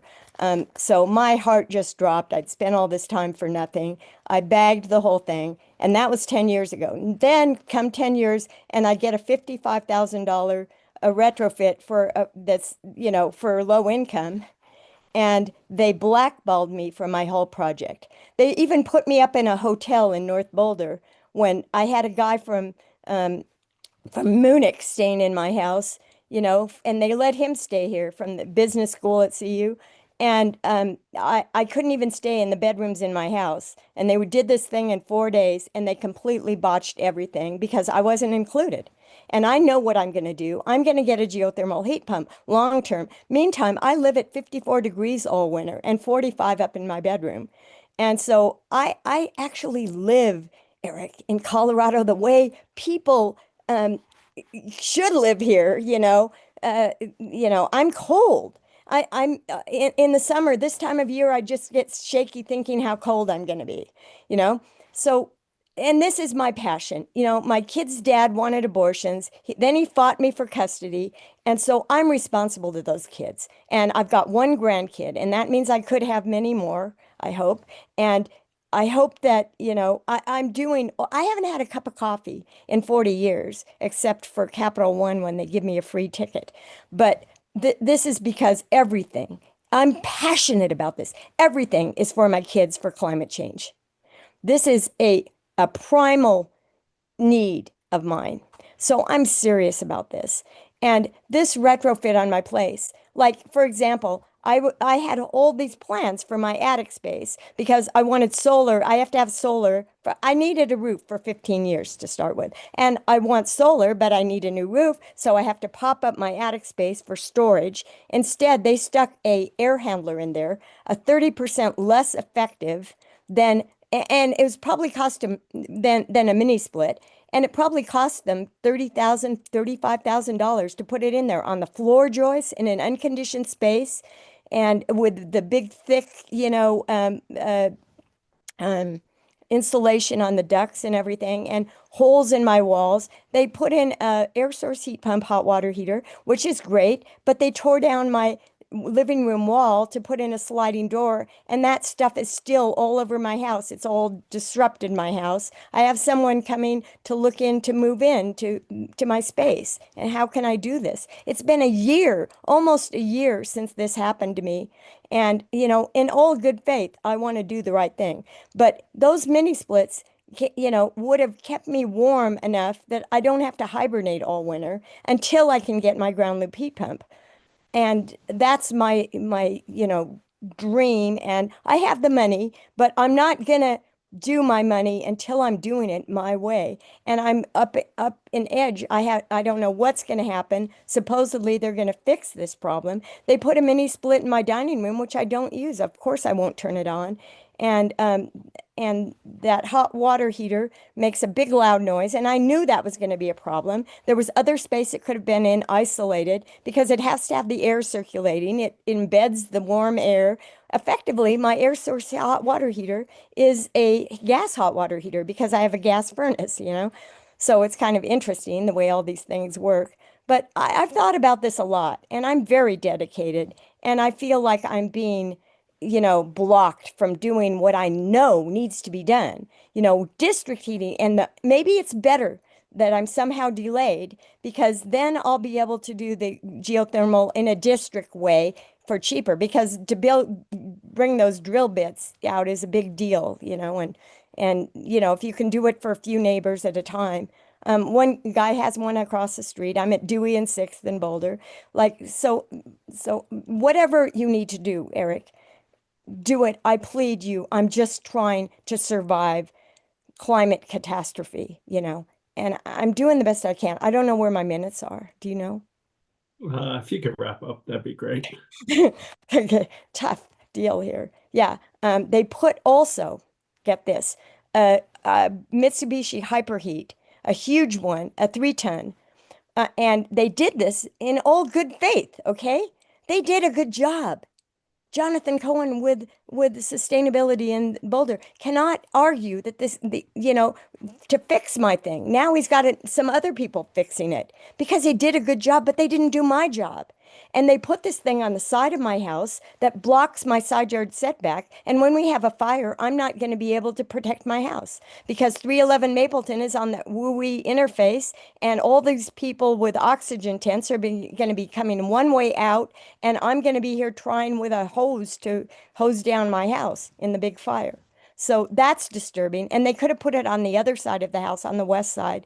And I could have told them that. I needed to be involved. I was not. And it's very, hurtful when I don't know anything. I'm an ultrasound technologist. I'm not a, and I worked in Commerce City like that last guy, so I understand these implications. But I'm doing the best I can, Eric. Help me out. I'm trying. I'm at least trying. So thank Thanks, you so much for all you thanks do. for joining us. And call Thank me you. 24/7 if you have any questions, or anyone here, 303-434-8128. I'd love to talk to you because this is my passion. Thank you so much. Thank you. Renee Millard-Chacon. Hello. Claso kamati to claso kamati atatan claso kamati tonan sinclari claso kamati abuelitos y abuelitas and all the ones that came before and all the little ones to come. We live on the land of the Ute, the Cheyenne, the Arapaho, the Shoshone, the Kiowa, the Comanche, the Inde, the Dene, the Chicano, and 48 tribes that still live and travel through this space. My name is Renee Millard-Chacon. I'm co-founder of Women from the Mountain Indigenous nonprofit for environmental justice here in Colorado. We helped pass the EJ Act with many other orgs. I'm also Commerce City Councilwoman for Ward 3. My words are my own. I was on the EJ Action Task Force co-commissioner of Equity Analysis of Cumulative Impacts. I live in Commerce City. I come from disproportionately impacted communities. Air pollution and climate impacts have been harming us for generations. We're talking about benzene, hydrogen cyanide, hydrogen sulfide. These are issues that have not only caused skin irritants, cancer, circulatory issues, respiratory issues, but when you're talking about health equity, we're also talking about how do these communities respond. We're the last communities as ratepayers to be able to transition to solar. We're the first ones targeted by many utility commissions to be able to have higher rates than other spaces in and around us.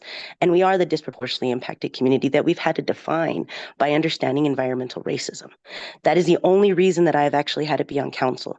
And as agency commissioners and those that have to represent constituents, I ask, why are you and who are you accountable to? And we're also having these discussions about meeting our climate goals, because it's so much bigger than just climate change.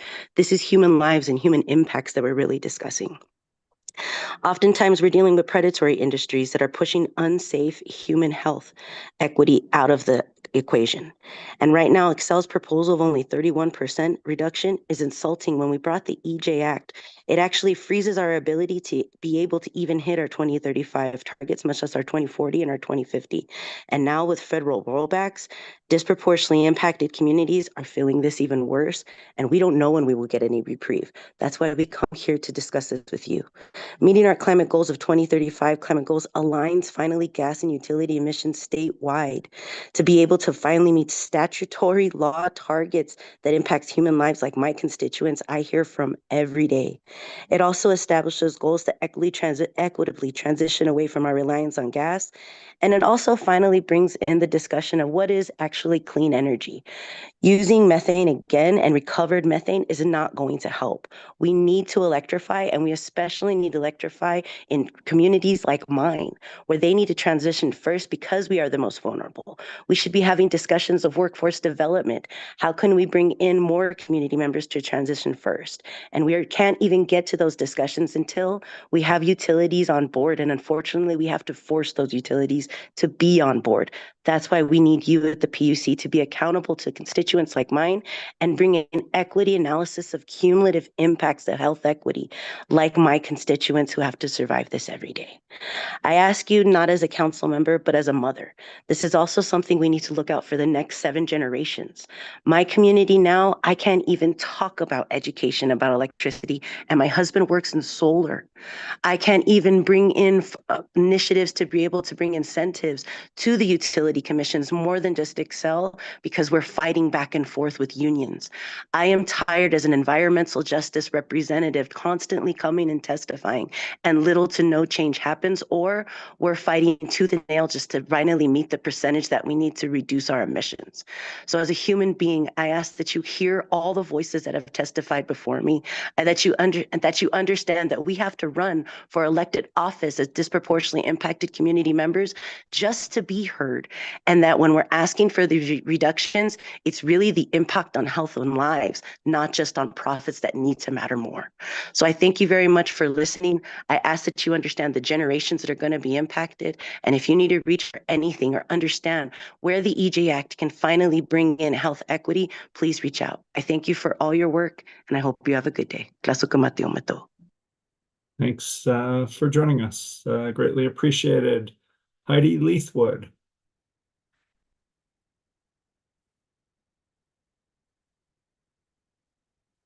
Oh, you're muted.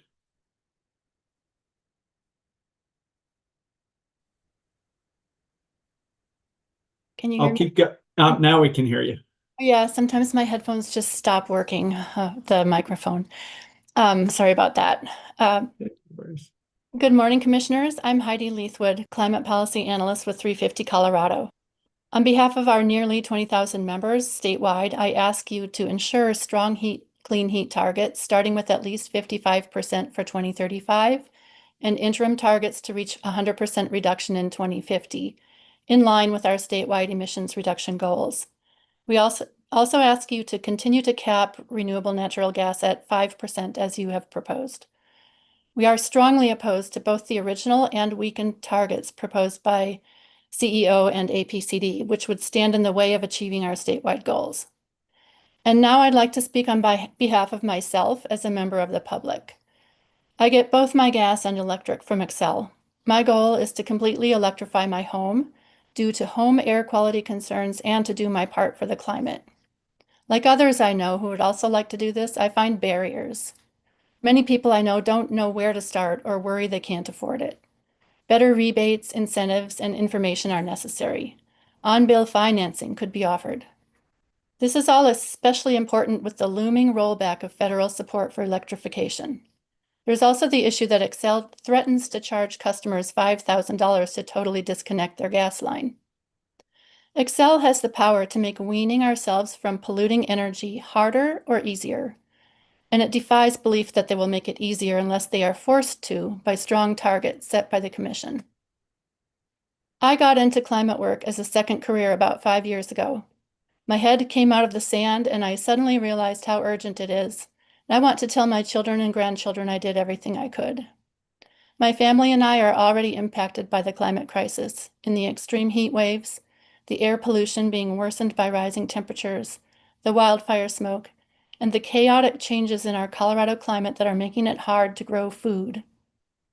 The true human impact of failing to make emissions reductions is that for each fraction of a degree of global warming that we fail to prevent, millions will die around the world. Colorado and the West are predicted to have the highest increase in extreme heat deaths in the country. Colorado's drought and wildfires will increase in frequency and intensity. If emissions reductions fail, Colorado's average temperatures will be 15 degrees Fahrenheit hotter by 2100, and that's within the lifetime of today's toddlers. Extremes will be even higher. I thank you so much for your public service and everything you're already doing to help our state do its part in emissions reduction. Please do everything that you can to ensure our building heating emissions will decrease rapidly. Thank you. Thank you. Paul Colnon. Thank you, Chair Blank and Commissioners Gilman and Plant. I'm a Colorado native. Lived in Xcel territory my entire life. I've turned off the gas to my house with no detriment to my comfort. This Sunday is Sunday, the celebration of the power of the sun. Everyone understands the power of the sun. If you're cold, you go stand in the sunshine, you warm up. If you're hot, you go to the shade. You don't want to get any hotter from the sun. People like me get sunburned. There's nothing more reliable than the sun coming up in the morning. It's far less intuitive, the power of CO2, carbon dioxide. It's a colorless, odorless, relatively inert molecule. The power of carbon dioxide to change our climate is not at all obvious or intuitive. And that's the real public relations problem we have in the environmental movement. But building renewables is easy. People understand you put a solar panel on the sun, it produces electricity. Ending the consumption of fossil fuels is hard. It's hard because the industry has worked hard to put us in this position. It's hard to abandon the appliances and vehicles that we own and the infrastructure that's been built up over the decades. but we must and we will abandon fossil fuels. What is crucial to today's proceeding is the speed of the transition. The shape of the curve of decreasing greenhouse gas emissions is our destiny. To be kind of nerdy and bring back memories of your calculus classes, the area under the curve is what matters with greenhouse gas emissions. And that means quickly lowering that line, that curve in the near term in order to reduce the area under the curve as much as we can. And my last thought is ground source heat pumps, ground source heat pumps, ground source heat pumps. Why are they not in this proceeding? It's just unconscionable that we're not doing that. And that's what I have to say today. Thank you very much for what you're doing and your attention to all of our ranting and raving. And that's it for me. Thanks. Thanks for joining us. Ms. Meg Reed, did we call on you already? Yes, you did. All right, I thought so. Just I checking. didn't put my hand down. Sorry. Yeah, your hand's still up. I'll put it down. Thank you. Carolyn Elam. Good morning, Chair, Commissioners. Thank you for the opportunity to speak with you this morning. It's still a little bit morning left about the proposed rule changes and establishment of new targets for clean heat reductions. My name is Carolyn Elam. I'm a senior manager here with the City of Boulder. I do want to start by extending my appreciation to the Commission, the PUC, APCD, and the Energy Office for the work in originally establishing the clean heat rules, as well as your work to modify those rules now in response to the lessons learned from the first round of clean heat plan implementation and recent statutory changes. My comments will center on two topics: affordability and the need for out-year trajectory. In reviewing the records in this proceeding, the Commission has received comments from certain stakeholders about affordability with a focus on lowering targets and setting a cost cap. To be clear, Boulder is also concerned about affordability, and this and future commissions must consider affordability when assessing proposed clean heat plans from the regulated utilities. There will, of course, be the need to balance achieving targets with financial impacts to ratepayers, but this should not be bound by an artificial cap and rule. And we must also not allow biased representation of cost effectiveness to result in lowering of out-year targets. First, much of the presented arguments about gas affordability that's been presented into the record are flawed. The same challenges and methodologies that underlie these analyses are endemic of the challenges the commissions faced during the first round of clean heat plan litigation. Analysis presented by utilities and certain stakeholders is motivated to protect profits and tell a story grounded in a history that has lost its relevancy and is fraught with inherent bias. This leaves the Commission forced to try and unpack this analysis, and having to do so within the context of an explicit cap will be challenging. Consideration here cannot neglect the risks customers face when dependent on a commodity for their energy needs. Many in our Boulder community are still recovering from the effects of the overnight doubling and even tripling of utility costs our residents and businesses experienced following Winter Storm Uri and the Russian invasion of the Ukraine. How much did it cost ratepayers in terms of increased demand for energy assistance, increased bill non-payment, and increased disconnects? What was the cost to the local and state economy? How many jobs were lost due to energy inaffordability? Cost effectiveness cannot neglect the impacts on ratepayers of the vulnerabilities of the commodity-dependent utility, yet advocates for gas would have you do so today. When considering the appropriateness of investment in clean heat plants, the Commission must be able to take a holistic view of what is appropriate based on the best available science and knowledge at the time those plans are litigated. Binding itself within rule would inappropriately leave future commissions vulnerable to challenge and litigation when trying to correct for the flawed and biased forecasts and analysis the regulated utilities will most certainly continue to present. Next, regarding recovered methane, whether the Commission establishes targets or not, we cannot ignore that customers will be attriting off of the gas system as older buildings from our heyday growth in the 60s and 70s are rehabilitated and replaced under new building codes, and as state and local regulation drives transformation in response to the climate crisis. As this Commission has rightly recognized in other proceedings, we will soon reach an inflection where the decline in gas sales will materialize as rapidly rising gas rates for customers still served by the gas system. Attempting to achieve clean heat targets with supply side resources such as recovered methane is inappropriate. Instead, we must focus on reducing stranded cost. For this reason, we oppose increasing allowance and agree with past speakers that the use of recovered methane as an eligible clean heat resource be limited and that the rules ensure that there are not double counting of emissions reductions across sectors. Finally, I would like to address the setting of the 2035 target and targets beyond. Having out your targets and understanding what the end point is critical. We agree with past speakers that the 2035 target should be 55% or close to that, and we wholly object to any proposal that would lower that target from the initial proposed 41%. More important, though, is the setting of targets now for the years beyond 2035 that align with the science and the state adopted goals that are required. Appropriateness of clean heat investments for all the affordability reasons we just discussed must look towards the long game, not just the near-term target. Else, as I already noted, we risk the unintentional or actual intentional, when speaking of utility motivation, stranding of investment that harms future generation and keeps us bound to a utility system model whose time and prosperity must end if we are to protect public health in our communities from the climate crisis. We've already seen how the absence of focusing on the long game plays out in these regulated proceedings. Utilities will focus on supply side approaches, but those are not the solutions we need. We need to holistically look to the future we need, not just chip away, focusing on the next near-term goal. So to summarize, we would offer, do not set any type of cost cap within the rule, leave that to the litigated proceedings. Continue to limit the amount of recovered methane that can be claimed towards compliance to what is absolutely necessary under statute. Rules must ensure that any use of recovered methane does not result in potential stranding of investment, and that any allowance for it protects future ratepayers from cost uncertainties in using that resource. Ensure we do not allow the double counting of emissions reduction across sectors.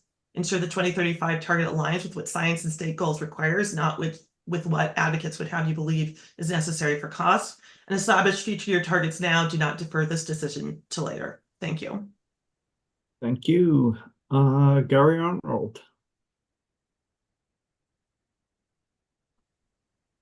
Thank you, Commissioner Blank. I appreciate your time this morning or this afternoon. My name is Gary Arnold. Good I'm morning. with United. Yeah, good morning. Stay morning. My name is Gary Arnold. I'm with the United Association of Pipe Fitters, Plumbers, HVAC Service Technicians, and Pipeliners. Appreciate the opportunity to provide comment to you today on this important topic, and appreciate you hosting the public comment period as well. We looked at the proposed revisions to the greenhouse gas targets under the clean heat plans. My comments will really focus on the jobs piece. We have the pleasure of representing approximately 385,000 pipe fitters, plumbers, pipeliners, HVAC service techs across the U.S. and Canada, including the thousands that exist here in Colorado, and also served as the former business manager of Pipe Fitters Local 208, servicing the northeast third of Colorado and covering the entire state for our gas distribution agreement. Really want to understand how this proposed rule would have effect on their jobs. We know today is challenging from affordability and health insurance standpoints. These are really good blue collar family supporting jobs that provide health insurance to our members for not just them, but their entire families with no additional cost to the member themselves. With changes on the federal level, significantly shifting resources that the state depends on for health insurance for our many residents, a time that could have a negative effect on our residents' ability to have a good career that provides that health insurance coverage for them and their families, just doesn't seem like the right time right now. Certainly would like to see what that effect of any change on the targets would have on the existing jobs compared to maybe new jobs starting, or how that compares into the future. Secondly, our members are all consumers here in the state as well. They have to pay their utility bills, and affordability is at the top of their mind.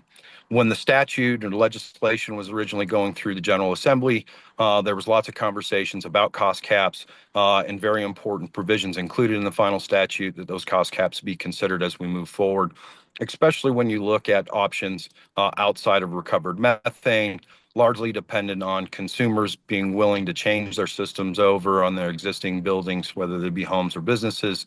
And it's not just the cost of replacing the HVAC system, but a lot of that depends on improvements to the envelope, and those additional costs that come along with increasing insulation and upgrading windows and things of that nature. So the envelope better works with the HVAC system design and capabilities and limitations. Urge the commission really to give this some more time. Let's see what the utilities are able to do on the existing targets. Make sure that we have the tools and ability to reach new targets without causing negative impacts to the many hardworking men and women out there or the affordability of all the consumers here in the state. I'll keep my comments brief and to those points. Appreciate your time once again. But I think right now, it seems like we need a little more data and input and information on this so we can comply with the cost caps contained in the statute, as well as understand the effects on the working men and women that exist in this sector. Thank you. Thank you, sir, for joining us. Is there anyone else from the public who'd like to comment? Put up your hand. We're not going to do repeat comments right now. I'm thinking after lunch, maybe we'll come back and see if people, the utilities and others who submitted comments have any other other things they'd like to say, and then maybe we'll have the parties turn on their cameras and see if there's commissioner questions. Would that work for you, Commissioner Gilman? Any other way you'd like to proceed? No, I think that works. Commissioner Plant? Yeah, I think that sounds good. All right, let's take a break till 12:30. We'll come back with the parties and we'll see if there's any additional comments, and then we'll open it up for commissioner questions. So 12:30. Thanks.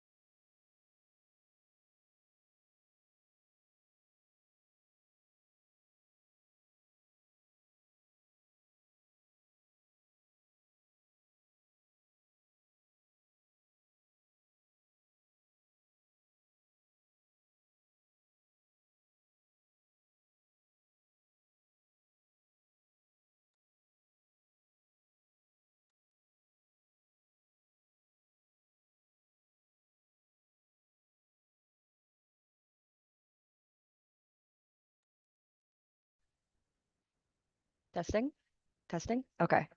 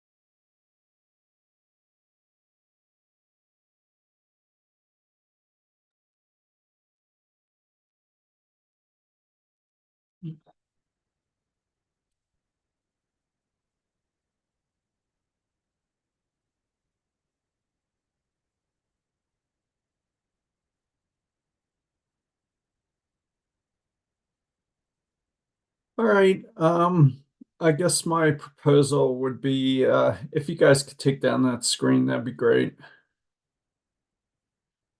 My proposal would be to have the utilities go next and just provide an opportunity for any comments they'd like to make, hopefully not extensively repeating what was in the written comments. And then I was thinking we'd open it up for commissioner questions. Then we might go to the state entities, starting with CEO, and if the Colorado Department of Health Air Quality Control Division wants to make any comments, and then the other state agencies, then to go to commissioner comment questions, and then we go to other parties. So Commissioner Gilman, does that make sense to you? Yeah, I mean, I guess my only other idea would be to ask questions after each like group or commenter. We could go after each commenter if you want to go entity by entity. Yeah, I don't see any other like super rational grouping, so I would just ask questions after each of the comments, but if you want to do it differently, that's fine. All right, we'll see how it goes. Would that work for you, Commissioner Plant? Yep. All right, Mr. Eiley, Mr. Koshin, I think I saw Mr. Hannigan out there. Yes, Mr. Eiley, you want to start anywhere you'd like to go, but hopefully not just reading your written comments. Sure. Happy to start. Happy to not be extensively repetitive, as you said, on our comments. I tend to be brief, honestly. I think our comments are pretty comprehensive and mostly say what we want to say. I wanted to maybe just elaborate a little bit, reflecting on what we heard this morning. I think in essence, what we've done is proposed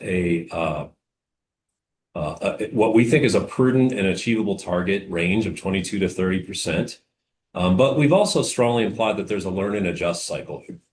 And just for some context on that, the commission approved the first clean heat plan in the summer of 2020. Of that clean heat. I see that I'm freezing. Can you hear me? The audio. It's yeah, you're definitely breaking up. I can't tell if it's on my end or your end, but Commissioner Gilman, or is he breaking up for you? He's breaking up. Yeah.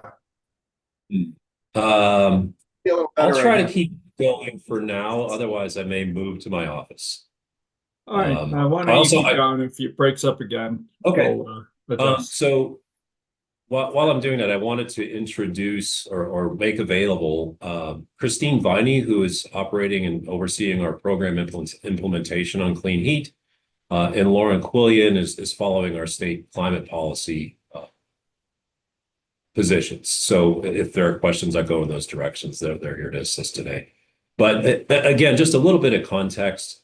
We've really moved into implementation on the clean heat plan over the last 12 months, basically.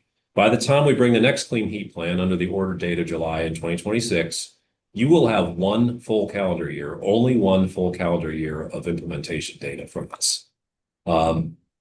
Currently, we have something like 6,000 rebates that have been issued cumulatively. That's through the existing DSM programs and then the augmentation through the clean heat plan. Just doing some back of the envelope math, we have 1.5 million gas customers.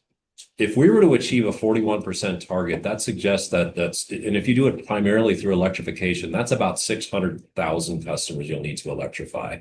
So in other words, we've achieved something like 1% of that. And that is through a lot of efforts, through marketing outreach. We've certified 250 contractors to do this heat pump installations. We're off to a good start, but it's from a small base. I just want to emphasize, how early it is at this point, and that influences how we set that target. And then really the second point is, and this goes a little bit beyond our comments suggested a kind of a revisit and adjust process, we weren't very explicit about that. And I think there's a fair amount of options that you have. We identified 2030 as a logical point to do that, but it doesn't have to be 2030. I think you have flexibility on when you do that. You could do a second rulemaking after you set the required target here, the statutorily required target here. You could come in and revise that in a second rulemaking. That's a reason we suggest question so far. But you can also look at subsequent clean heat plans. There will be about 3 of those between now and 2035. Those clean heat plans will have a full evidentiary record. I'm confident that there will be robust analysis inside each of those clean heat plans. You'll have the full litigation process to consider those. And if you set a target in the way that we suggest, and then consider that in the clean heat plans alongside the different scenarios you have in your rules, there's different scenarios with a cost cap type target, an emissions type target. If you want to order a higher stringency target in that process, that's something that we can work with. But we think what we're suggesting is pragmatic. It may be achievable. That remains to be seen based on the very early stage of implementation we're at. And we think you have a lot of tools to adjust along the way, and we'll all have a lot of things to learn as we go into that process. So that's really all we wanted to say for opening comments beyond our written comments, which stand for themselves. Thank you. Before I turn it back over to you, Commissioner Gilman, I see Mr. Nelson. You have a raised hand, something on process.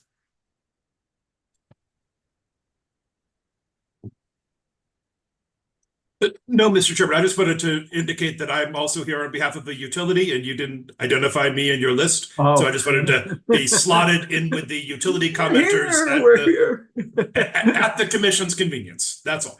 Thank you. Commissioner Gilman, questions for Excel, Mr. Eiley? Or you can do it now or save them up for our utilities, wherever you'd like to go. Yeah, I just had maybe 2 specific questions now, Mr. Eiley, and I think they'll probably be for Christine, and I didn't catch the last name. I'm sorry, but it's about Viney. Yeah, Christine Viney. Viney. Okay, great. Hi, sorry about that. Because really they're about clean heat plan implementation. So in your responsive comments on page 11, there's a table that shows essentially, I think, rebates to date for 2025. Well, to date, almost end of August for 2025. Right. And I just had a couple questions about this. So on that table, it lists 0 ground source heat pump rebates for new construction in 2025 and 0 air source heat pump rebates for new construction in 2025. Which stands in pretty stark contrast to thousands for residential retrofits, and this is residential new construction. And I was just curious, is there somewhere else that's being tracked, or is it actually accurate that the public service clean heat plan rebates have entirely not reached the new construction market? And I'm sorry, we're trying to work on my mic, so I might have missed the beginning of your question. Can you repeat it real quickly? I apologize. Yeah. We couldn't get my mic on. Yeah, looking at the table in your responsive comments on page 11, it shows clean heat plan rebates to date in 2025. And it shows, just less than 500 heat pump water heaters for residential replacement, just less than 5,000 air source heat pumps for residential replacement. But when we look at residential new construction, there's very few heat pump water heaters, no ground source heat pumps, no air source heat pumps for residential new construction. I'm curious if that's accurate or that's being tracked elsewhere, that there's really no uptake from new construction. There is uptake from new construction. We have a reservation system where people have been reserving those, and those are those rebates will probably be paying out in Q4 and then moving into 2026. Like with the Dandelion example with Lennar Builders, those are just being built out, and those rebates will be going out in Q4 and then in 2026. So a lot of that are they put in a reservation for those rebates to ensure that they can get access to those rebates, once the homes are built, and then those will be paid out sometimes 6 to 9 months or 12 months later. Okay. So those will be paid out at the end of the year and in 2026. So is that just kind of reflective of the longer lead time of new construction in Yes. terms of actually getting to the finish line? Yes. So I'm curious then, does the company have any data that would kind of better reflect the actual status, especially as it relates to new construction, like more referencing reservations, so we can better understand uptake in that market? Because this doesn't seem to really capture that. Yes, we do have a reservation system that we have put in place for developers and builders so that they can actually be assured that they have access to those rebates when their homes are actually built, and that information could be provided. Okay. The reservations. Thanks. Mr. Eiley, are you able to include that in, if you all do additional comments here? Or maybe Ms. Viney knows, but. Sorry, Mr. Eiley, I had to mute you because I was getting feedback from you from Miss Viney. So you're muted, but it was me. Sorry. Okay, sorry, I missed the question. I apologize, Commissioner Gillen. We're having a little bit of issues here. Yeah, no worries. So we were just Sorry talking about about this table because of kind of the longer lead time for new construction. It sounds like doesn't really accurately reflect uptake of new construction in that you have sounds like probably a significant number of reservations indicating that there are construction projects in the process of pursuing these rebates. They're just not done construction.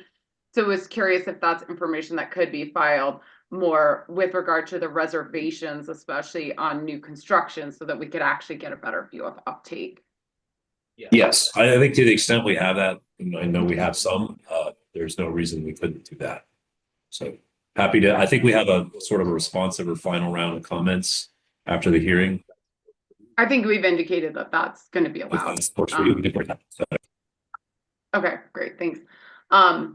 And then one other question, I'm not sure if it's for you, Ms. Viney, but you all included this information about uptake kind of related to especially the electrification measures in your first clean heat plan. And I'm curious if you have any update on the recovered methane component of your first clean heat plan in terms of if anything's being pursued or contracted for. I don't have that. I don't know if that goes to you, Lauren. No, I don't have that. You mean just the gas associated with the rebates that we've processed? No, so the commission allowed up to a certain expenditure for recovered methane as part of the first clean heat plan. In addition to electrification expenditures and rebates. And I was just curious if there was any update with regard to contracting or pursuit of that portion of the clean heat plan. Not at this time. We are working through that right now, but I don't have an update today. No. Is that to say there is no contracted recovered methane, or? I don't believe that we have. I can find out. I'm not familiar with those two projects right now. Okay. Those are my questions at this time. Thanks, Chairman. Thanks, appreciate it. Thank you. And I just wanted to, so interested in what's going on with the new construction. Commissioner Plant. Yeah, thank you. Hello, Mr. Eiley. As I talked a little bit about this, and this is one of the issues I'm trying to get sort of squared away in my head here with Representative Burnett. And as we're looking at these, setting these standards basically every 5 years, if we think we're starting from 2025, we're going into 2050 zero, it would be 20% every 5 years, right? We've got 22 and 2030, but basically 20, 40, 60, 80, 100, right? And so we could set that at a linear way like that. The statute talks about doing it as a percentage of the industry's contribution to the emissions. And you're indicating that, there's going to be a slower ramp up, certainly in your case. So that percentage is going to increase over time, and it would lead to more of a hockey stick approach. And I think you're talking about, if we have 2020 or 22% for 2030 and we go to something like 31%, or actually that next 5 years is only going to be about 9% difference as opposed to 20, which pushes more of the increases out into the later years. And I'm trying to figure out how is the company thinking about that? I mean, I would think that it would be an easier thing to plan for with a more gradual and linear implementation of emissions reductions, as opposed to sort of this hockey stick approach with really high emissions reductions coming in the last, say 10 years. How is the company thinking about that?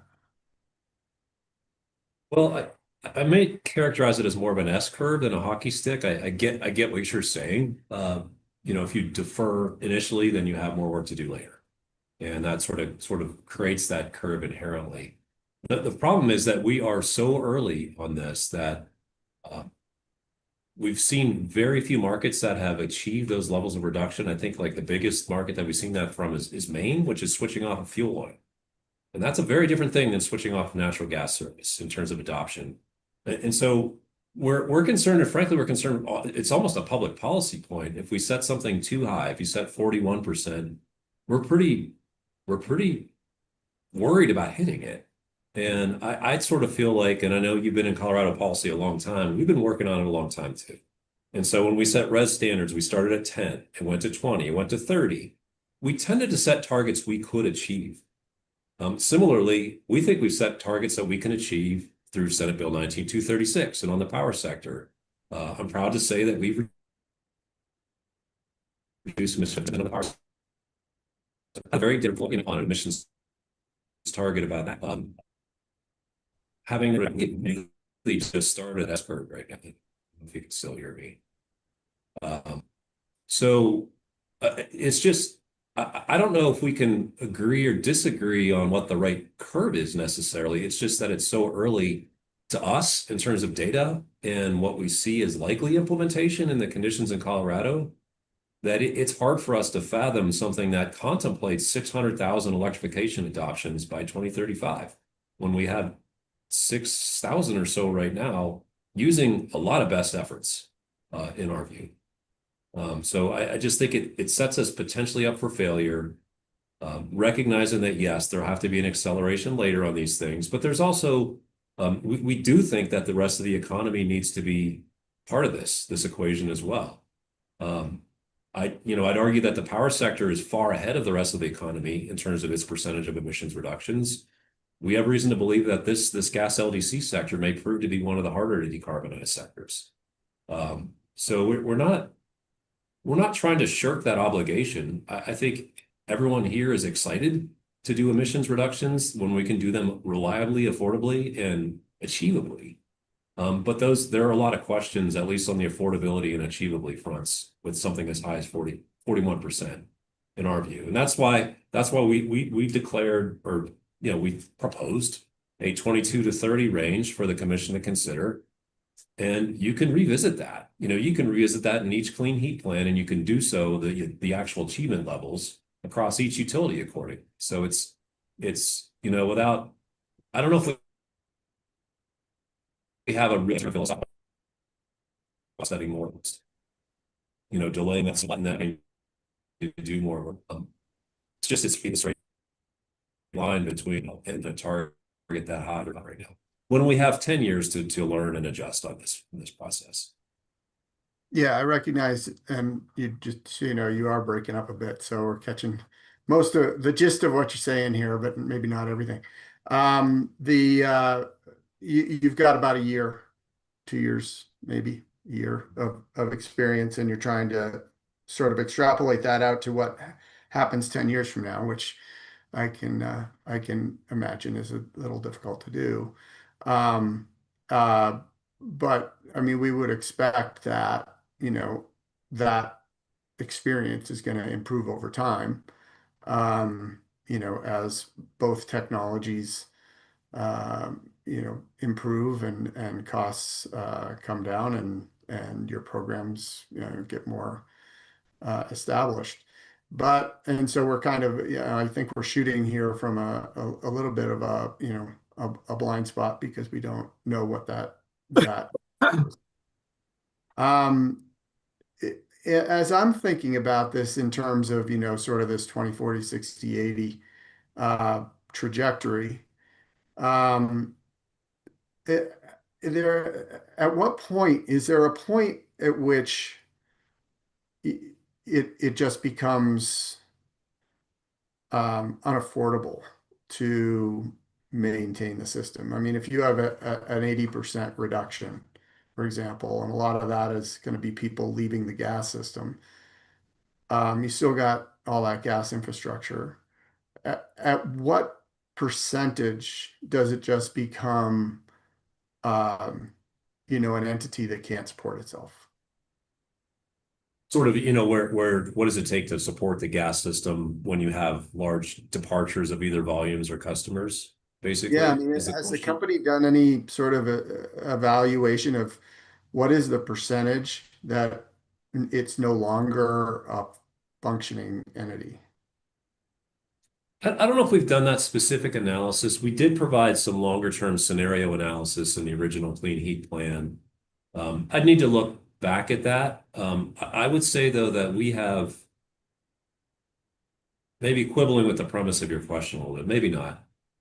We have questions about how many customers will leave the system entirely versus how many may adopt a heat pump and reduce the volume of the gas that they're drawing from the system, but still retain the service of the gas, but at much less volume. And the early data is suggesting that those who are actually leaving the system entirely, that have an existing furnace, disconnect that furnace. I know there are people who are doing it, but so far those are more, it's a much smaller market of people doing that. Most of what we're seeing in the retrofit market anyway, is they're keeping their backup. They adopt a heat pump that may replace their air conditioner. In fact, and then off to an emission system. There would be fixed costs on the gas there. Yes. But we know enough to know the broad exodus from the gas system at this point. We think there will be reductions in volume. So it does speak to what you do with the rate structure, certainly. As it relates to the recovered methane, I just have a quick question about this. In looking at the document that was attached to CEO's in the Air Pollution Control Division's testimony, they sort of broke out by utility the methane emissions and the CO2 emissions. And methane emissions were somewhere between 2 and 5%. And I'm kind of, in my mind, I'm either sort of tying, a cap on recovered methane associated with the actual methane emissions, which would be, that sort of 5%-ish area, or what I think CEO is arguing, or the agencies are arguing, is that they're trying to create a market for recovered methane projects in the state, and that those recovered methane projects, create credits that they then need to sell in order to finance the projects. And so they're looking more at the zero by 2050 being an actual net zero, which could allow for emissions but have offsetting reductions in these kinds of methane capture and recovery projects. And I'm wondering, what way is the company thinking about that? From an offsetting, we see that as, yeah, no cap. We see that as a possibility in the recovered methane market, where some of those projects can be better than zero. They can actually capture some of the benefits and be below zero. I would say, to the policy question here, I would just go procedurally again to the clean heat plans. Let us bring the evidence at the time on what clean heat projects make sense to bring forward in the context of those overall clean heat plans. You have some evidence here, but we could bring more in a clean heat plan where it's more specific and in the context of that plan. But we think there are possibilities to reduce the number below zero in some of the projects. Well, it does sort of feed into this idea of cost effectiveness, right? I mean, if you've got more projects, you've got more credits, those become more cost effective, as opposed to what we were looking at in those initial CHPs where we didn't have actual things to look at. So it's sort of like that ramping up of an industry or ramping up of a market. And I'm trying to think about, do we tie it? Is the sense to tie it to the emissions and offsetting the methane emissions component of the utility emissions, or should we think about it more statewide as a net reduction? Oh, interesting. I don't know. I mean, that's a good question. I don't know I don't know how much that matters. As long as we're verifiably reducing those emissions, it could be tied to the clean heat plan and hopefully maintain if the costs are good and you basically get some leverage on the emissions reduction, the way I look at it, it could help the overall affordability of the clean heat plan and help us keep a lower bill increase associated with the clean heat plan. Either way, in my opinion, unless I'm missing something, it should show up in the right way in a greenhouse gas inventory that CDPHE keeps track of. So whether it's sort of accounted for or attributed to the utility or to the state, I think it would roll up to that greenhouse gas inventory in a pretty similar way. Well, I would think if you were buying the credits, it would be attributed to the utility. If you're buying the credits, it would be attributed to the utility. So if you had, say, 5%, of your emissions were methane, and you purchased, these methane credits for 10%, that would reduce your emissions by 10% beyond the methane that you're emitting. But I'm just trying to think about it within that if we should be thinking about it utility by utility and putting a limit on it that way, or if we should be thinking about it more as a statewide project. But anyway, I appreciate your thoughts on that as we're working through it. Okay, thank you.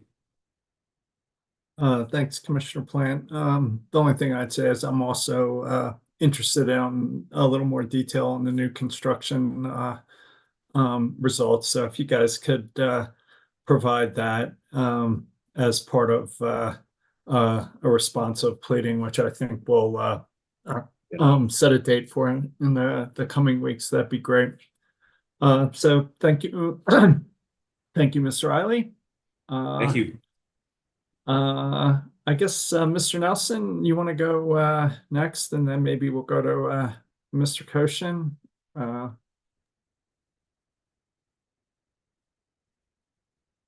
Yes.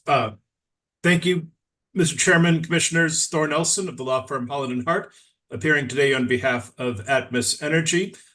We've said most of what we wanted to say in our comments, and we appreciate the Commission's attention to those. I will just make two very brief statements from Atmos's perspective.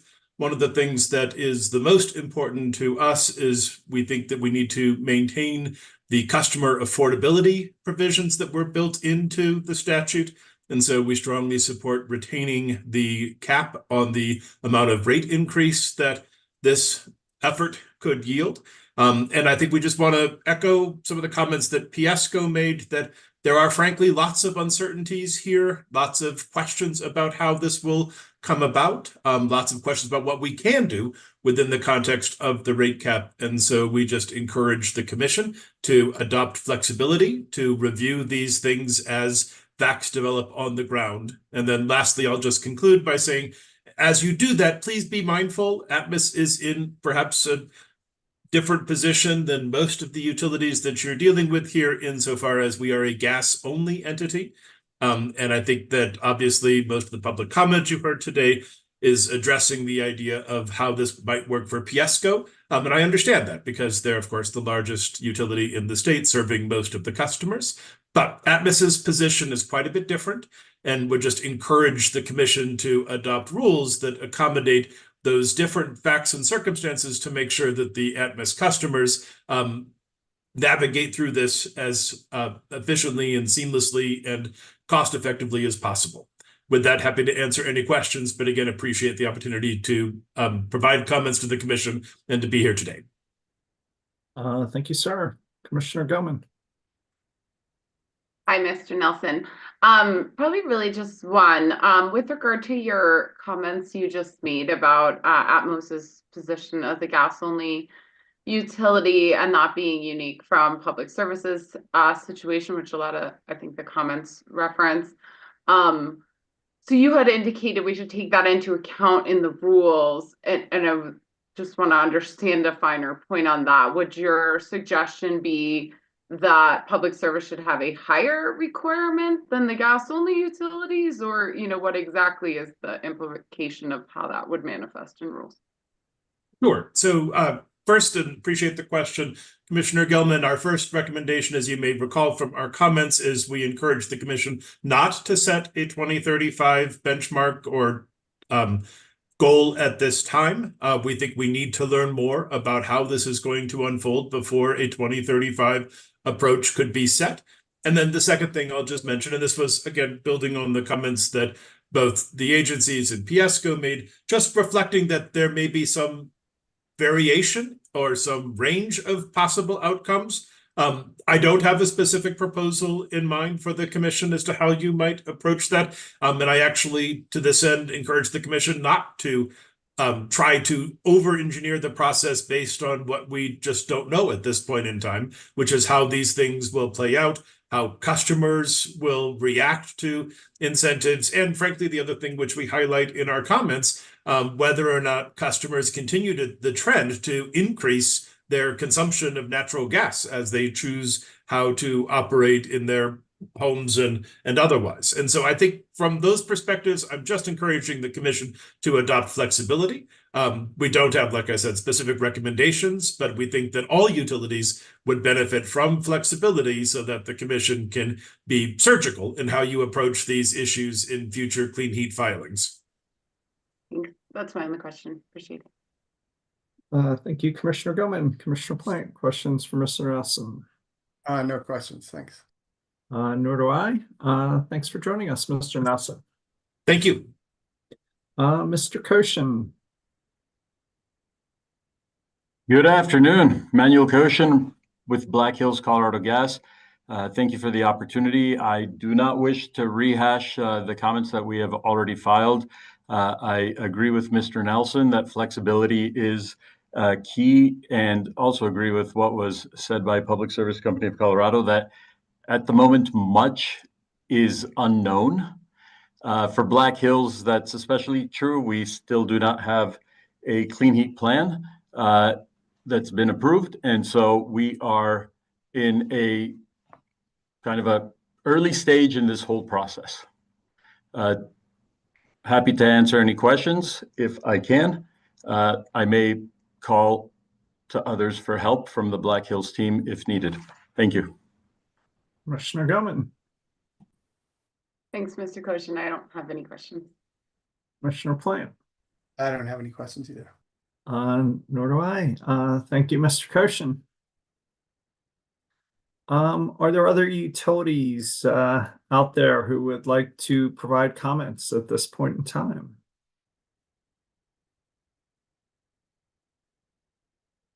All right, let's jump to the state agencies there you are, Mr. Hay. Good afternoon, Chair Blank. Keith Hay with the Colorado Energy Office, and I am joined today by a number of colleagues from the Department of Public Health and Environment, most specifically Cecilia White, and I will call on her shortly to speak to some additional comments we have regarding recovered methane.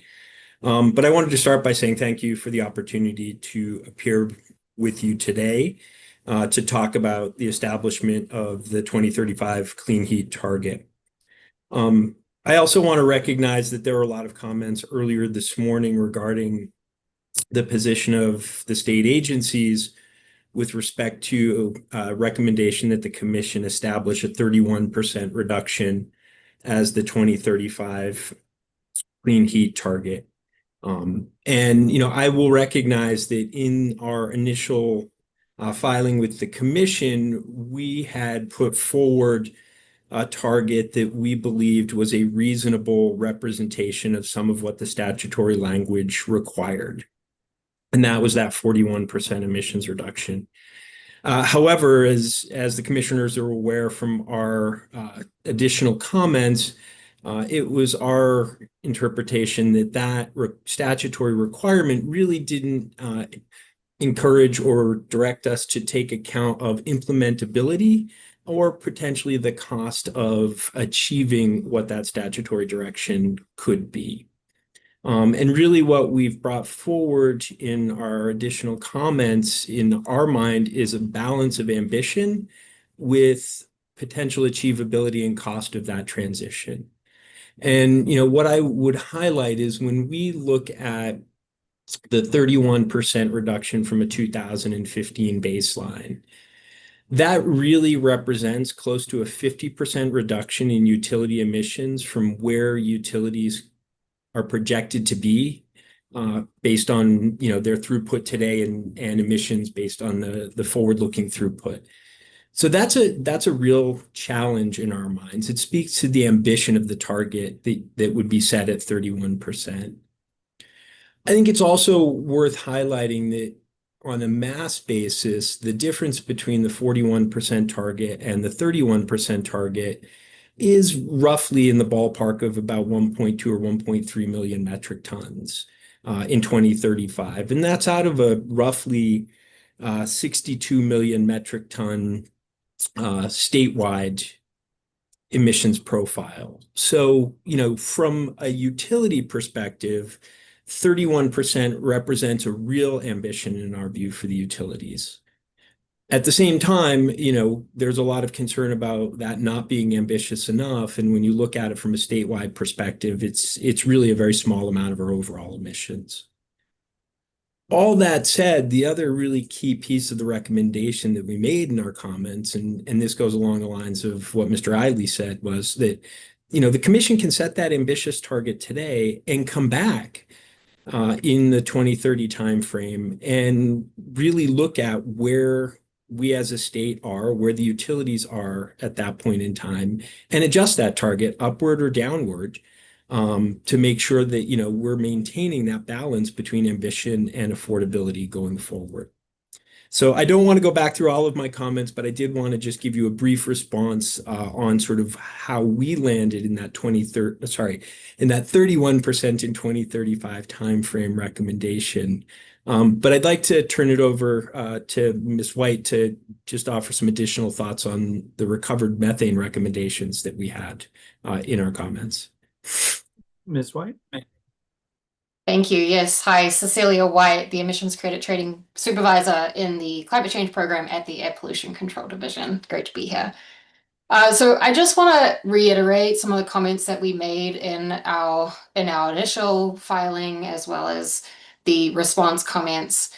We've heard a lot today about recovered methane and potentially the lack of support for recovered methane.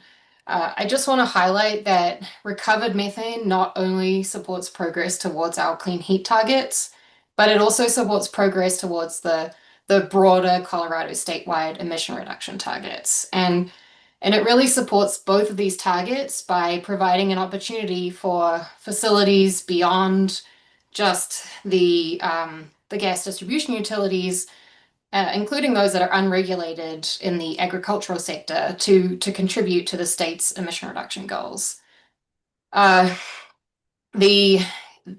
really we're contributing to the broader climate action of the state, not just the clean heat obligations of the state. And in addition to the climate action, we have these methane capture projects which can help to improve the local air quality as well. And that's through the reduction of co-benefits. So methane that is escaping to atmosphere is often combined with air pollution, such as volatile organic compounds, and they can have a negative local health impact. So capturing the methane also helps to eliminate these co-pollutants, which really improves both the local and the regional air pollution, as well as the climate more broadly. I'm happy to take additional questions on that. Commissioner Gilman, questions for Mr. Hay or Ms. White? Yeah, I have a few. Good afternoon to each of you. The first, probably for you, Mr. Hay, I think you might have brought this up in the responsive comments, but with regard to the statutory directive that essentially emissions from customers who already report their own greenhouse gas emissions to the federal EPA under subpart NN are kind of excluded extracurricular to this entire clean heat exercise. But I think we have indications that there's federal action to cease such reporting. And so just curious, obviously all this is pretty late breaking and still developing and will continue to still be developing. But here we are with this rulemaking open. And so I wanted to kind of understand from CEO and CDPHE's perspective, like the status of that particular issue from your view, and then what, if anything, would need to be done, whether in this rulemaking or somewhere else to kind of, try to backstop or deal with the real complications this will make in the workbook and the way things are being calculated, since, it appears we were relying upon a federal system that may no longer exist. Thank you, Commissioner Gilman. Appreciate the question. And I may actually call on my colleague, Clay Clark, if he is here, or Matthew Twyman at the division, both of whom are probably closer to the federal reporting requirements. I think that was one part of the question. And the second part was implications for the workbook. And so, Clay, I don't know if you want to handle the first part of that and then walk through the workbook as well. Thank you. Again, thank you, Keith, and thanks for the question, Commissioner Gilman. And you're right, this is all kind of happening in real time. But since 2020, Colorado has had its own greenhouse gas reporting rule. That's our Reg 22 that the Air Quality Control Commission adopted, and that is state law. And that is modeled very much on the Part 98 federal reporting requirements, but it also requires reporting from smaller entities and is more comprehensive. But because that is state law, that will be staying in place regardless of what EPA and the federal government does with the federal reporting rule. As far as the implications for the workbook, Matt, do you want to talk about that a little bit? I don't know if there's much more to add there, but if you want to add anything specifically on the inventory and the impacts there, please feel free to jump in. Thanks, Clay. This is Matthew Twyman. I'm in the climate change program as well. Pleasure to be here. Yeah, so I think one of the concerns that we highlighted is possibly more around confusion in terms of regulatory language, but not necessarily utmost concern over interpretation of how it would actually be implemented. So we have foreseen a case where the federal reporting would go away. And I think the thing to note is that our program collects non-gas distribution oil and gas emissions. So to put that a little more clearly, we collect emissions from the large emitters that are not oil and gas and not local distribution companies. other programs collect oil and gas non-LDC emissions, but they do not necessarily adhere to Subpart W reporting. So I think there is some potential concern about the language that says the gas distribution utilities, must use the emissions as reported to the federal program under Subpart W. Subpart W is potentially being suspended until 2034. But because we collect the LDC emissions under our Air Regulation 22, we feel that we are secure. Those emissions reporting will not go away. It's really just around confusion between two regulations that call out emissions reporting, referencing Part 98 at the federal level. You were muted, Commissioner Gilman. Okay, thank you. Thanks for your help on that. Maybe one other question too, just trying to understand, like staying on this issue for a minute, kind of the two customer sets more or less that are excluded from the calculations are gas transport customers and customers that already report to the EPA. Being that it tends to be that larger users are transport customers, and clearly larger users are the ones that report to the EPA. How much overlap is there in that area anyway, if you have any understanding or indication? Maybe you don't know, but those to me seem like they might have quite a bit of overlap anyway, just given the size of those type of customers. So just didn't know if you had any insights. Keith, I think you might be able to speak to this too, but in terms of the data that we collect in our Reg 22 reporting, we can make clear statements about the amount of gas that is supplied to the large other end users, those that would also be reporting their gas consumption to us as fuel consumption. The transport customers are a black box to us, though. We do not collect, there's no data reporting or collection operation that I'm aware of at this time that can give us that information. I think where we see that is really just in the clean heat plans, where there's a line for transport customers. But prior to that, we have no visibility to it. So do you understand kind of the overlap of the two groups? Like, I guess my premise is that this EPA reporting would have been on the largest users generally, and largest users also tend toward transport customers. So do we have any idea, like, especially being that the transport customers are kind of a black box to you, but like what percentage of that usage might already be covered by the reporting you get? That's what I'm trying to understand, like the overlap of these two areas anyway. Matthew, Keith. It'd be helpful if I tried to weigh in here maybe a little bit. Sorry, Commissioner Gilman, I'm going to try and help here.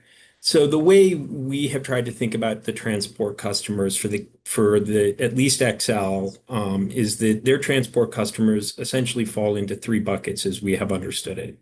The power plants that are run on gas would be one bucket, and certainly Mr. Eiley can try and confirm this for us. Bucket two would be other LDCs, where the company is supplying gas downstream to another utility, so public service supplying gas to Black Hills, for example. And then there's a third bucket of customers where that's really the bucket that I take you to be asking about and trying to get at what percentage of the customers there are large customers that might be covered under the federal reporting rules. And I think what you hear Matthew and me saying is we think that some of those customers certainly would be covered under self-reporting requirements. And in fact, some of them may be recovered from an emissions reduction perspective under the GEM rules. But it is also under our understanding that there are a fair number of customers, certainly on the public service system, who would fall below those thresholds. We understand that it could include, for example, restaurants, dry cleaners, large hotels that elect to take gas service from somebody other than public service company or their local LDC. I think that's why in other proceedings, the Energy Office has suggested that the Commission may want to open a non-adjudicatory proceeding to get more details from the gas utilities about who those customers are and what that throughput looks like for them. So I hope that's a little bit helpful, although certainly unresponsive with respect to what percentage is made up there, because as Matthew said, we just don't know exactly who those customers are. Okay, thanks. No, that's very helpful. And I think we're on the same page, at least I am, with regard to how you describe kind of the buckets of transport customers. And yeah, and I take it like the answer could be very different if you're looking at number of customers versus like capacity, which would clearly tend toward those larger ones who may already be reporting elsewhere. But no, that's helpful. Just trying to understand what we know at all. Another question for you, maybe I'll start with you, Mr. Hay, and you can field this with whoever. But trying to understand, try to run back through kind of briefly the state's greenhouse gas roadmap to understand, what projections you have or understand going out to 2050 for your expected contribution of each sector in greenhouse gas emissions reductions. Like how much of that, like how broad a level is that at, where do those calculations and assumptions stand today? Thank you, Commissioner Gilman. And I guess let me, start by saying that right now the state as a whole has an economy-wide target of achieving net zero by 2050. And, the way we have understood the roadmap is it lays out a potential pathway to getting to that set of emissions reductions over time. And so, it is certainly sector-based. That is the approach that we have been and will continue to take over time. So I think as we look at the gas utilities and really what we're talking about in that instance then is a segment of the built environment. We are going to have to achieve significantly deeper emissions reductions relative to where we are today. But I think the question before the Commission right now is, in our view, and we articulated this, what is the right target to set for 2035 to make sure that we are continuing to make progress towards that deep set of emissions reductions? And we think that, 31% represents, a good balance between a level of ambition and the potential cost to customers as we think about the impact that could have on a decline in throughput relative to the sort of size of the customer base and the system as a whole. Sure. Okay. Sorry. Oh, sorry. Did you say something, Chairman? Sorry, that's me. No. I know part of the concept. Can you mute me? What?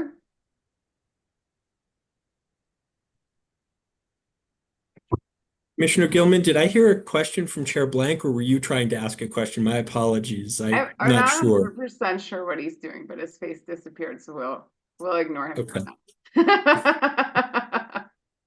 I'm the chair now. I don't see him. Okay. But looking again out to 2050, I know as you've articulated in several, I think we've seen in several comments, like the 2050 statewide target is a net target amongst all industries. There could be some that are still positive in terms of emissions at that point. So I'm curious, looking at especially like the gas distribution company, is that a sector that the state expects will still be positive in emissions in 2050 with regard to what you see as the most difficult to decarbonize sectors and the likelihood of negative emissions elsewhere and who else might be producing positive emissions? Is it reasonable to expect that the gas distribution utilities would still be a positive greenhouse gas emitter in 2050 based on the preliminary math you're running? I appreciate the question, Commissioner Gilman, and let me answer it this way, that I think state statute directs the commission to set targets for at least some of the gas LDCs, recognizing that Colorado Springs remains out there, post 2035 through 2050. I do think that you are right that there can be challenges in decarbonizing the gas LDCs, and I think we've talked about a couple of them. One, we have the transportation customers that are out there and served by the system that we still don't fully understand who they are, and are grappling with their impacts on the design day and peak system needs. That we will, for some period of time into the future, have gas power plants that also rely on the gas system, and we will need to balance the transition of the gas system with the need to maintain the reliability of the electric grid so that we're ensuring that we serve gas to those. And then the third challenge that I would identify, and this is one that the commissioners have grappled with in trying to establish clean heat targets through 2030, or sorry, clean heat plans through 2030, is that getting to clean heat targets really requires customers to make a lot of individual choices. So you have to have a customer choose to replace a furnace with a heat pump, to replace a water heater with a heat pump water heater, to transition cooking and clothes drying. Those are all choices that customers need to make at a particular moment in time based on their individual economics. And certainly the goal of the Clean Heat Plan and many of the state strategies is to help lower the cost to customers and to lower the barriers to making that choice. But it will still require millions of Coloradans to make, all of those individual choices to transition their system over. So, while the long run trajectory for utilities in the residential sector and the gas LDCs is certainly downward, I think it's really a question of pace and timing that the commission is going to have to grapple with as it goes forward. And again, we've represented that 31% reduction is a balance between ambition and the pace of that change. Okay. I have another question. In public services responsive comments, they looked at they kind of discussed the potential for them to be bearing an unfair burden, I guess I would say, of the greenhouse gas emissions reductions, especially from the residential, commercial, and industrial sectors. And they also mentioned agricultural as part of that. And I was just curious, perhaps this is a point of my confusion. I thought agricultural was considered an entirely different sector. Can you help me understand if in your greenhouse gas accounting and planning, agricultural is really lumped in with residential and commercial, or if it is its own entire accounting area? Since that goes to the greenhouse gas inventory, I might phone a friend from the division and sort of ask them where that lands so that they can give you a more correct answer, Commissioner Gilman. Step in here, Keith.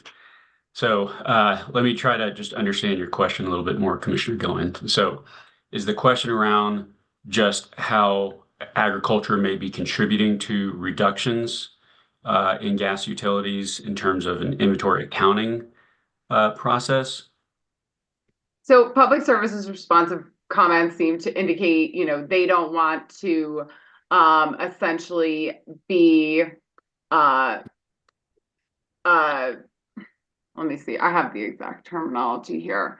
That we should avoid overburdening gas and electric customers to compensate for lack of policies or progress in other sectors, and to ensure, especially as we evaluate the residential, commercial, and industrial sectors, that they are not being asked to essentially overcompensate for areas like agriculture. I didn't understand agriculture to be involved in those sectors. I thought it had its own accounting.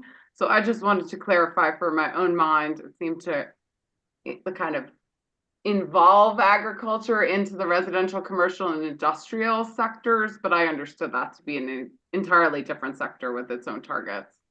That is correct. I think maybe insofar as the agricultural sector could be providing things that are, biofuel related, there's a connection, but you're correct that they are entirely separate in terms of how we account for them in the inventory. And for instance, if there are things like recovered methane that transfer attributes from one segment or sector to another, in terms of our inventory, that's not really picked up. We see these as compliance opportunities to meet regulatory needs. But the accounting really keeps all of that separate. And we look at what is happening in one sector, what is happening in the other, not so much about, in particular, at the, bio CO2 or biofuel level emissions, how those are being transferred. What you would see, if I'm getting to the heart of maybe what you're asking, is that to the extent that recovered methane offsets fossil fuels, we would see a decline in the use of fossil fuels. But we would not be tracking in our inventory the use of the biofuels that are produced by the ag sector that get, utilized in some other sector per se. Am I on target there? Yes, let me, so if a biofuel, and I certain I knew this 2 years ago when we were like much deeper in this the first time, but just to refresh my memory. So if there's a biogas produced by the agricultural sector that then gets transferred into the utility sector to be used to, say, supplement normal methane usage, that you're saying from an accounting perspective in the utilities accounting, that would just zero out their use so that it would be like no It would use be existed reducing. for that portion. Sorry to cut you off there. It Yeah. would be reducing their use of fossil fuel, fossil Okay. gas, right?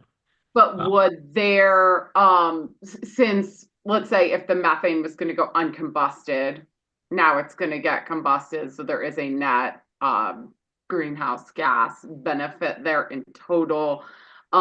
What portion of that benefit gets allocated to agricultural versus the industrial? Very strict accounting point of view, and we're going to be nerding out on numbers here a little bit, but in a strict view, it's already accounted for in the agriculture sector. You can think of, you grow crops, you harvest crops, and that carbon, is going through a cycle. To the extent that carbon in a fuel that's supplied by agriculture or waste or anywhere, any of those sectors goes into the utility sector. The utility sector is then consuming less fossil fuel. So you're replacing fossil carbon with biocarbon.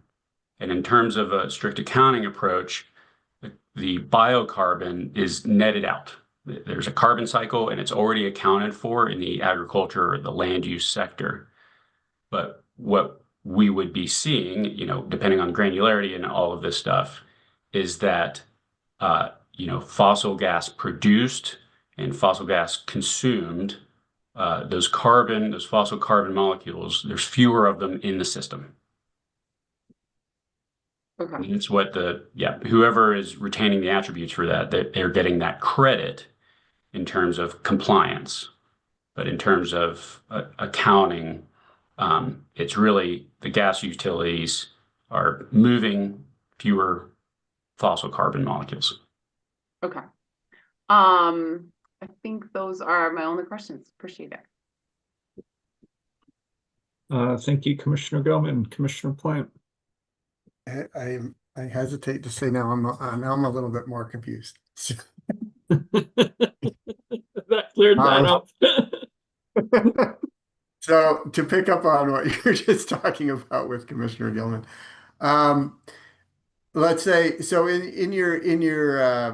the greenhouse gas roadmap, they talk about reducing methane emissions from landfill and coal mines. That's through captured, recovered methane, right? So if this methane is captured, recovered, it would have otherwise been going up into the air. So that reduction in emissions is attributed to the industrial sector. It's attributed to the landfill or the coal mine or whatever it might be. The utility, say, buys that that recovered methane and they put it into their system, and then it's being burned in a furnace or wherever it's being burned, do they get a reduction because it's not a fossil gas, but because it's a biogas? I mean, it seems to me like they're just burning gas, and the benefit is in the capture, and that's already being attributed somewhere else. So is that a double count there? You want to take the first stab? Let me take a stab at it, Matthew, and see if I get it correct, and you can correct what Please I do. don't. And Commissioner Plant, this is something that the team at the division has had to explain to me a lot. But there are really two different things happening here. There's the distinction between the state's greenhouse gas inventory and compliance with the clean heat statute.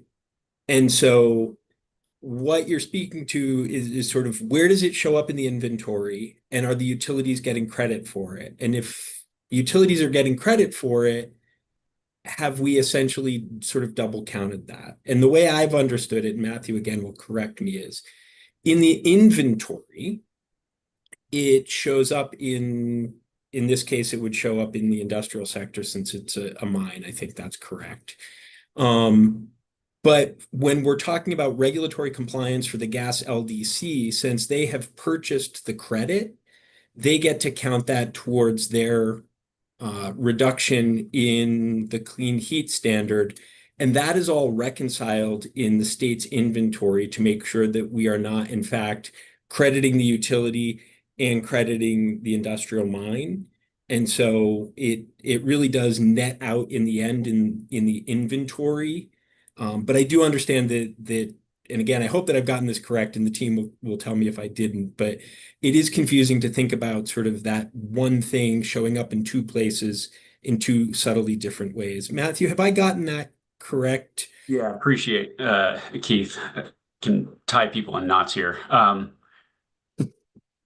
Yes, it is very important to make the distinction between how we do our accounting for a state level greenhouse gas inventory versus how things are accounted for when you're trying to issue credits to meet compliance obligations. And this is a debate that we have very often over here in trying to understand what is right or the best appropriate way. The way we've proceeded with things is we keep them as entirely separate entities in terms of how we think about things.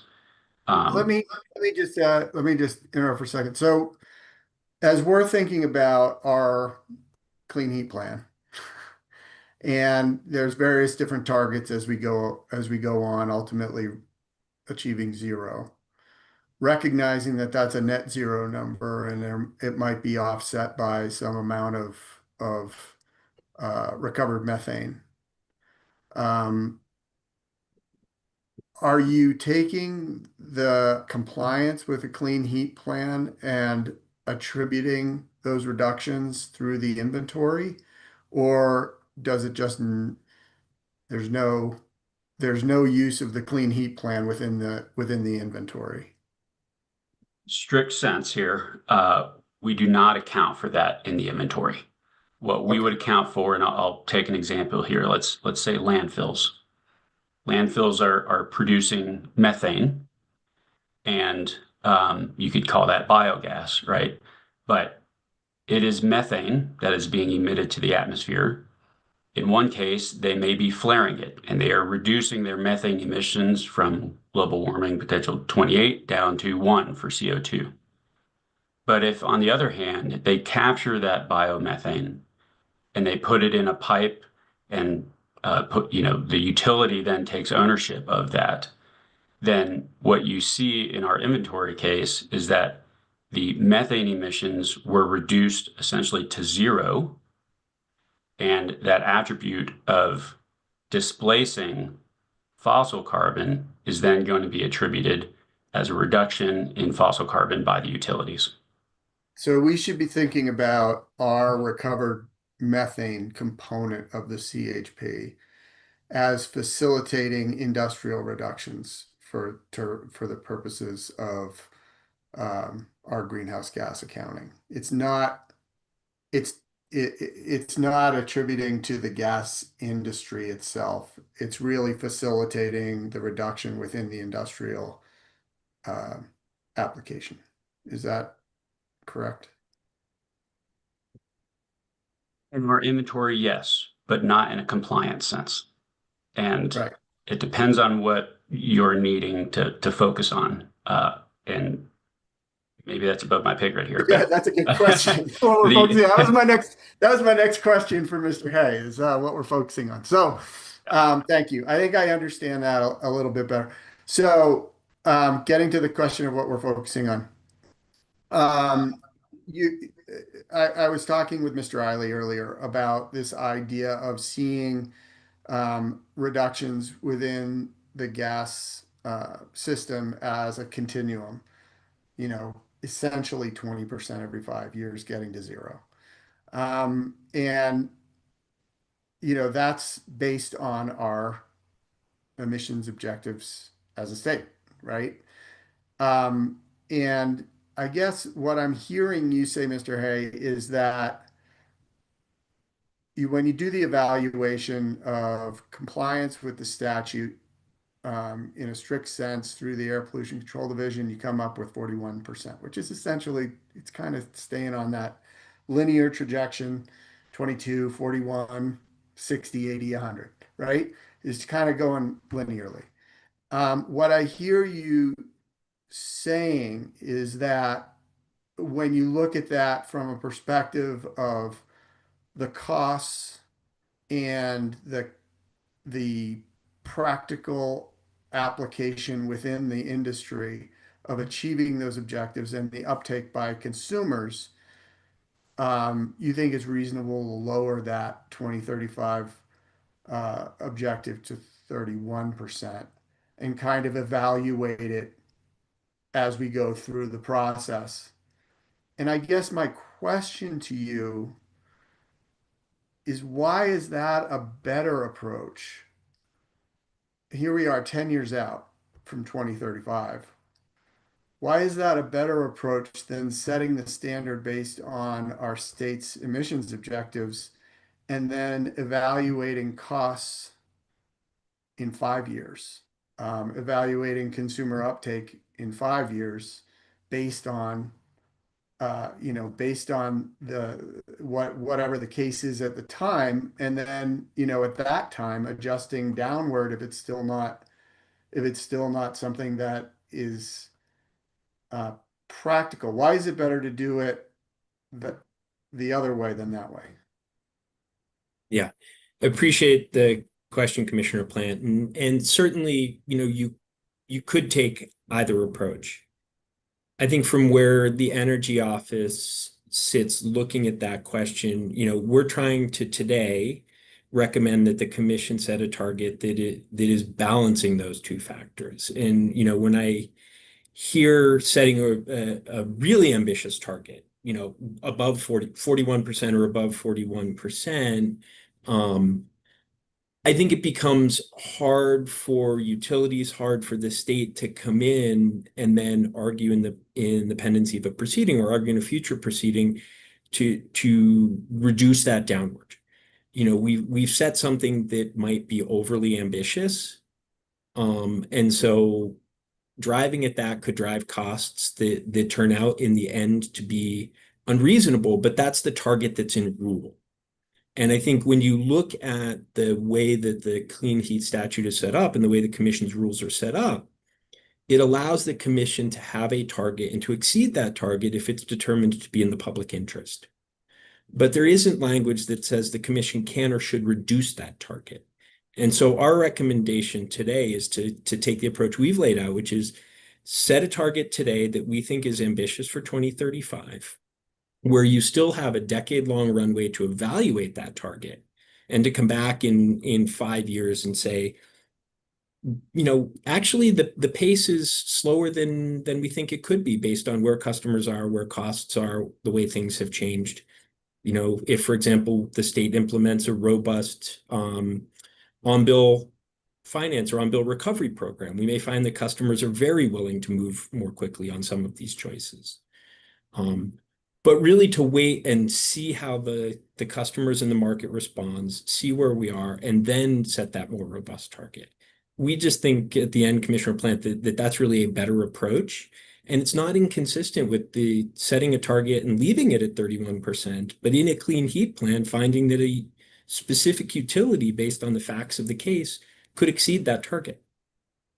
So you're saying that the statute essentially allows us to increase but doesn't allow us to decrease? Well, I mean, Commissioner Plant, it does have a cost containment, right? I mean, it does have a cost provision. yes, and Commissioner Plant, you know that I'm not an attorney, so I'm always dangerously on the edge You of and me my both. skis here. But my understanding of the statute is that there is a cost cap, but as former Representative Burnett said, there is language in the statute that on a public interest determination would allow the commission to exceed that cost cap. And so I think if the commission, for example, came into a proceeding where there were a target of 31% and it was found that a utility could exceed 31%, and that turned out not to have a significant cost impact to customers, the commission could make that determination. I also think, just from a practical perspective, once you set a target, it is very hard to walk that target back. And so if you set a target of, 41 or 50% in 2035, it might be hard to adjust 5 years from now and say, we need to come down. And again, 31% is a really ambitious target. It's almost a 50% emissions reduction from where utilities are projected to be in 2035. That's a challenge. So we need to set, I'm using the royal we here, in 2032, by 2032. The rest of the decade leading up to 2050. I mean, if we're at 22 in 2030 and 31 in 2035, I mean, we're really compressing that time frame for when we're going to achieve that 100.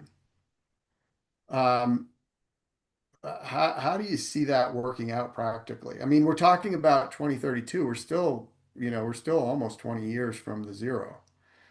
So we're even farther away from that target than we are today from the 2035. And we're saying that we're going to just ramp that up in a way that we don't know how that would happen.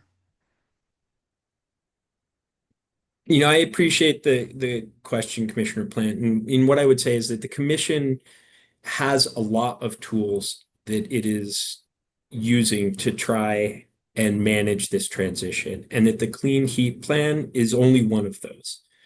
We have DSM plans, we have beneficial electrification plans. The commission has implemented gas infrastructure planning rules, as you are well aware.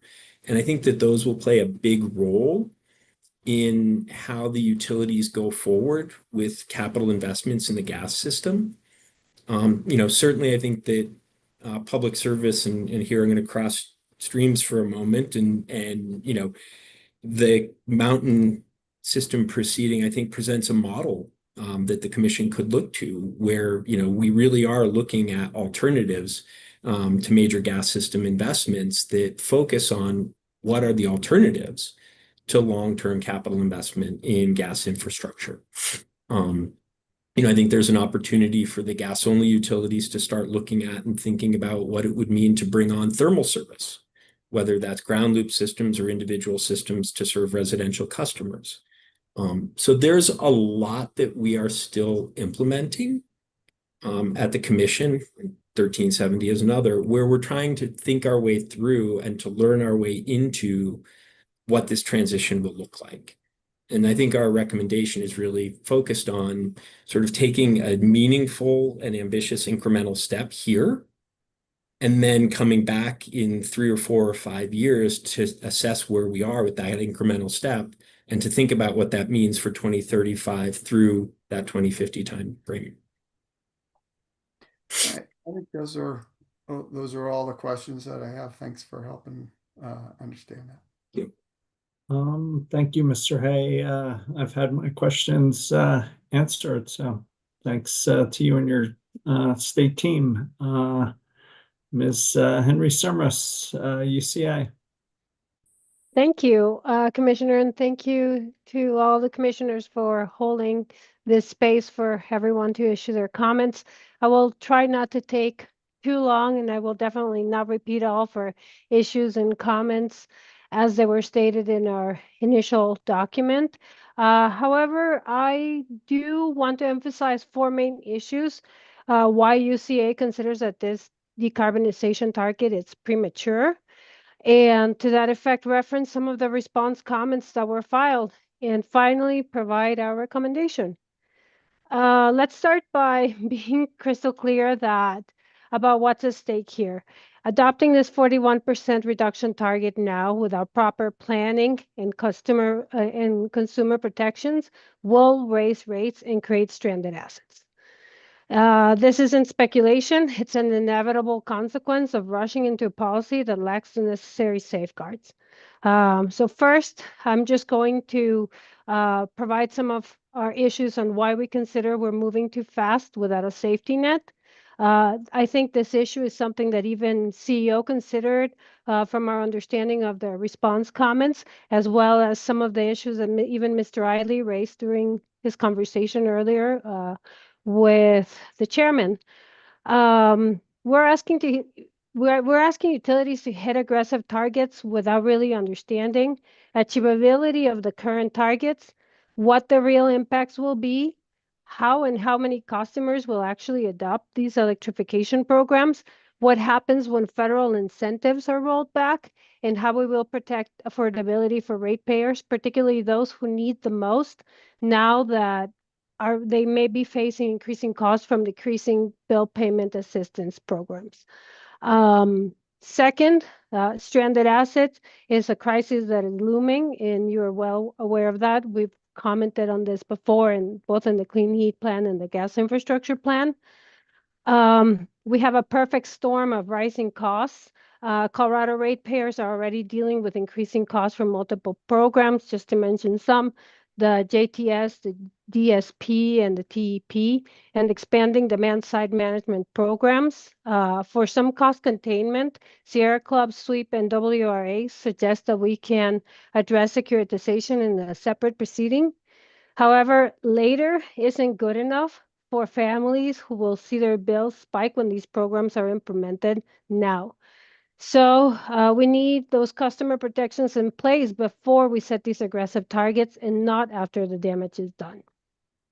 The planning disconnect is another issue that we wanted to mention here.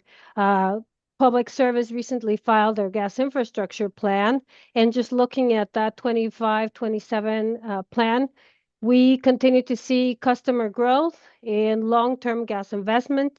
So how does that square with a 45% reduction mandate at this time? It just doesn't seem to balance out. So our recommendation is, commissioners, don't rush to this. Don't feel pressured to adopt targets without having proper planning and all the information necessary. Wait for substantive implementation of existing programs, such as the Clean Heat Plan, to get the data we need to make appropriate decisions. And develop clear cost allocation methodologies and customer protections first before implementing these plans. Thank you. Thank you, Mr. Dixon. Yes, thank you. Your Honor, Ms. Sermos just identified a handful of dockets that are pending before this commission, each of which may have cost-effective investments recommended by this commission that would then be passed on to the affected utilities.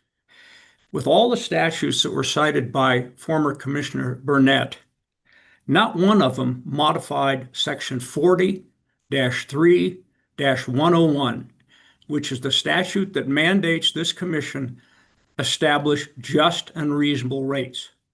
And so I raise this because even on an individual case basis, the rates that may come out would appear to be just and reasonable for that particular case. When applied to all the other cases, start to get to the issue that the commission has recognized. These rates are going to go up substantially. Rates are pancaking, that is, rate increases are pancaking. And at what point does the commission look at these, not in isolation, but as a complete package that will come in a rate case and say, these are not producing just and reasonable rates, even though individually each proceeding might have cost-effective investments. And so I remind the commission that that statute has not been changed.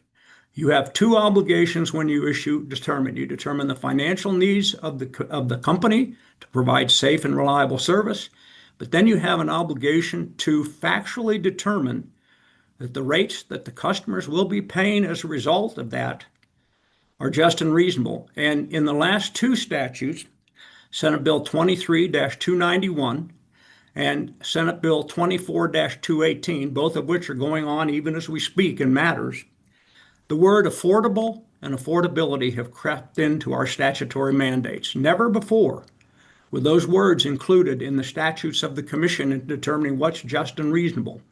And the commission now is faced with two terms that are undefined by the legislature that someone needs to establish some criteria for in order to determine whether factually rates that may be produced as a result of these cumulative proceedings are indeed just and reasonable and affordable. So I bring that to your attention.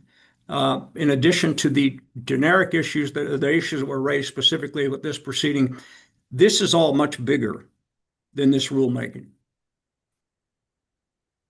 Commissioner Gilman, questions for UCA?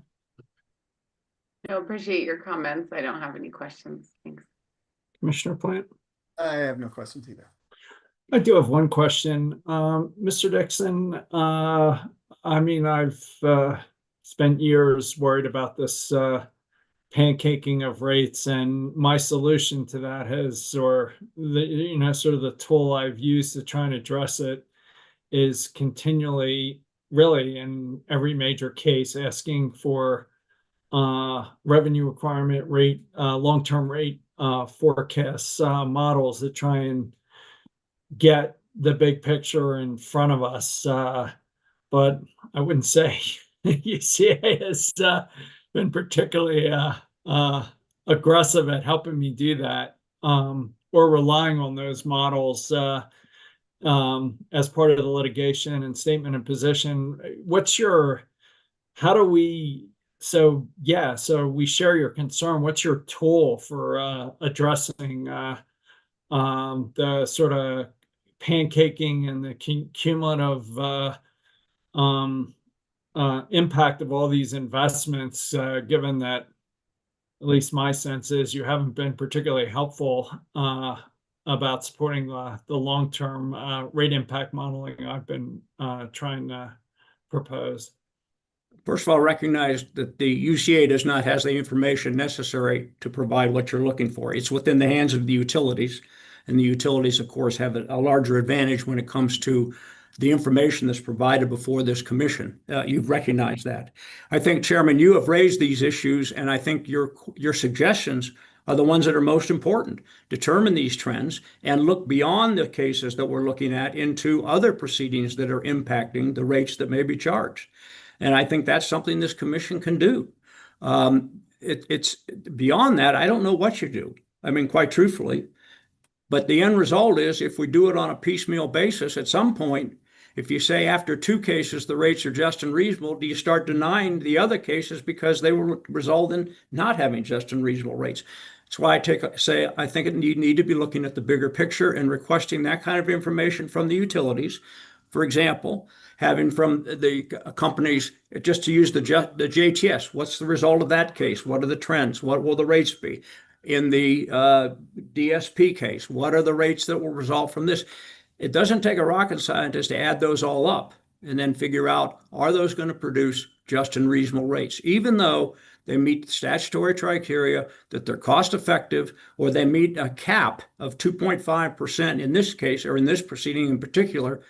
The cumulative total is something that I think only the utilities have, and this commission has the authority to obtain either through its audit powers, if nothing else, or in individual cases, as to actually take into account what is the impact of the various cases on any given case when you put them all together.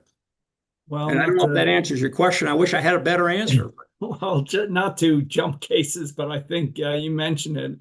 I mean, on supplemental direct testimony, this commission asked the company to provide a long-term rate impact model and supplemental direct testimony, and it was part of the record. It's part of the record, and the DSP, we asked the company to break it out by customer classes, and I mean, we can generate the tools, but ultimately we need the UCA and customer interest to use those tools. So I'll turn it to you in a second, Ms. Concelia, but Ms. Sermos, did you have a comment? Yeah, I just wanted to say that I greatly appreciate that you mentioned the long rate impact analysis that you would like to see. We will try to be more proactive. We are aware that the commission has been very proactive in requesting in supplemental direct, not just in the JTS and the DSP, but other proceedings that we've seen this information. However, this is why we're here. We need we want to emphasize the fact that it's important to analyze this in the big picture and not rush into things. And it's premature without having the actual results of the JTS, the DSP, and all these other proceedings that we're seeing right now, including the Clean Heat Plan and the GIP, that we need to look at the big picture, and we need to see, we need to take our time to analyze those results, not just do the analysis of their long rate impact, but adoption rates and all these other things that we will not see projected in time. We've had issues with supporting forecasts that the companies have provided, and Commissioner Gelman has been very proactive in trying to request that the companies provide supplemental forecast and more fortified information for their forecasting. And all this information, I think, in addition to the rate impact analysis, has to be considered in bulk, in its entirety, to be able to make these decisions, to make sure that what we are doing is not just affordable, but achievable. So I appreciate your comment for long rate impact analysis. We'll definitely take you up on that invitation. And but we also want to encourage the commissioners to look at the big picture and all these other analyses that are necessary to make these decisions. So thank you. Ms. Concelia? I think one thing that could be helpful, but unfortunately this is going to involve staff work, is to update that retail rate survey that was done in 2021 pursuant to a directive from the General Assembly. I keep using that in various proceedings, but I know it's out of date because it was done with 2021 information. And so I think if that could be updated, I think that what UCA did in the Black Hills rate case to also obtain the CAMU rate analysis by class was incredibly helpful. What I hear Mr. Dixon saying, though, is that maybe they want access to the modeling. I'm not sure that that's what they need, because then everybody's running all these models. I think it's collecting this data with base numbers and how it's increasing. And it is UCA that should be doing that on a consistent basis once staff updates, would be my suggestion.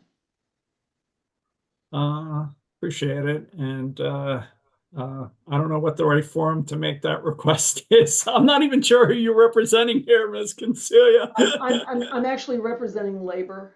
Okay. But, you know, as they've testified, they're interested in rate impacts also for their members. Fair enough, but I'm supportive of updating the analysis, but it would help us to have that request made formally. So We seem to have veered out of natural gas and back to electric. So with that, thank you, Mr. Dixon. Thank you, Ms. Sermos. Is there any other state agency that would like to speak now? Other interveners who've submitted comments that would like to briefly summarize or talk about their position and make comments? Mr. Carley. Good afternoon. Thank you. My name is Ed Carley. I am with here today on behalf of the Conservation Advocates, Western Resource Advocates, Southwest Energy Efficiency Project, and Sierra Club. My position is the Senior Building Carbonization Policy Advisor for WRA, and I'm joined today by my WRA colleague, Stacy Tellinghusen, Ramon Alatorre, and Courtney Fieldman from SWEEP, and Jim Dennison from Sierra Club. Additionally, Sierra Club's Deputy Director of Research, Strategy, and Analysis, Kara Fogler, is here today to address the quantitative analysis in support of Conservation Advocates' proposal. We look forward to answering the Commissioner's questions about the Conservation Advocates' proposal to set a 2035 target of 55% emission reductions. Set targets the ramp down to zero gas utility emissions by 2050 and retain the 5% cap on recovered methane. We wanted to emphasize the importance of setting long-term clean heat targets through this rulemaking. As this commission and other stakeholders have noted, gas utilities are making 60+ year investments worth many millions of dollars. Setting clear long-term targets through this rulemaking will ensure that the utilities have guidance to inform their investment decisions. Our proposal is the only one before the commission that ensures gas utilities will make proportionate contributions to statewide emission reduction goals as required by the Clean Heat Statute. Our proposal is ambitious but achievable, as shown by E3's 2020 analysis for Colorado's Greenhouse Gas Reduction Roadmap 1.0, which predated the Inflation Reduction Act and other independent analyses. Our proposal will provide the regulatory guidance needed to plan and implement a managed, equitable, and affordable gas system transition. Colorado's clean heat standards have made it a national leader in equitable gas utility decarbonization. This state leadership is more important now than ever, and we urge the Commission to adopt our proposal to protect Coloradans from the harms of air pollution and climate change caused by burning methane gas. As I said, we're happy to answer any questions. I may farm some of those questions out to my colleagues on the call if it's in their area of expertise, but welcome any questions that you may have. Commissioner Goman. Hi, good afternoon. Yeah, I have a few. The first is kind of with regard to IRA funding and funding that may no longer be available. I believe that in CEO's responsive comments, they indicated that you relied upon IRA funding, especially to hit your 55% goal by 2035. So I just wanted to understand kind of the status of that, what was included for your assumptions, especially with regard to any funding federally that may no longer be available. Sure. So as I said, we referenced the state's Greenhouse Gas Roadmap 1.0, which was written before the IRA became law. And so we also referenced WRA and SWEEP and NRDC's pollution-free buildings report. And that report specifically acknowledged the fact that about 40% of households nationwide have no tax liability and so are unable to access those IRA tax credits. So we really didn't rely on IRA tax credits and incentives very much to achieve those goals. Even with, so the IRA was in law for several years and had an impact on the market in terms of encouraging more training for heat pump installers, leading to more products being designed and built and sold. And so it has had a market accelerating effect that can't be denied, but we did not rely on it for our expectations of being able to achieve the 55% target. Okay, a few more questions for you. when Mr. Hay was speaking before, he talked about a kind of a tactic of perhaps setting the goals lower than their initial proposal, and then perhaps voluntarily we'll see utilities come in with higher achievements in their plans or something.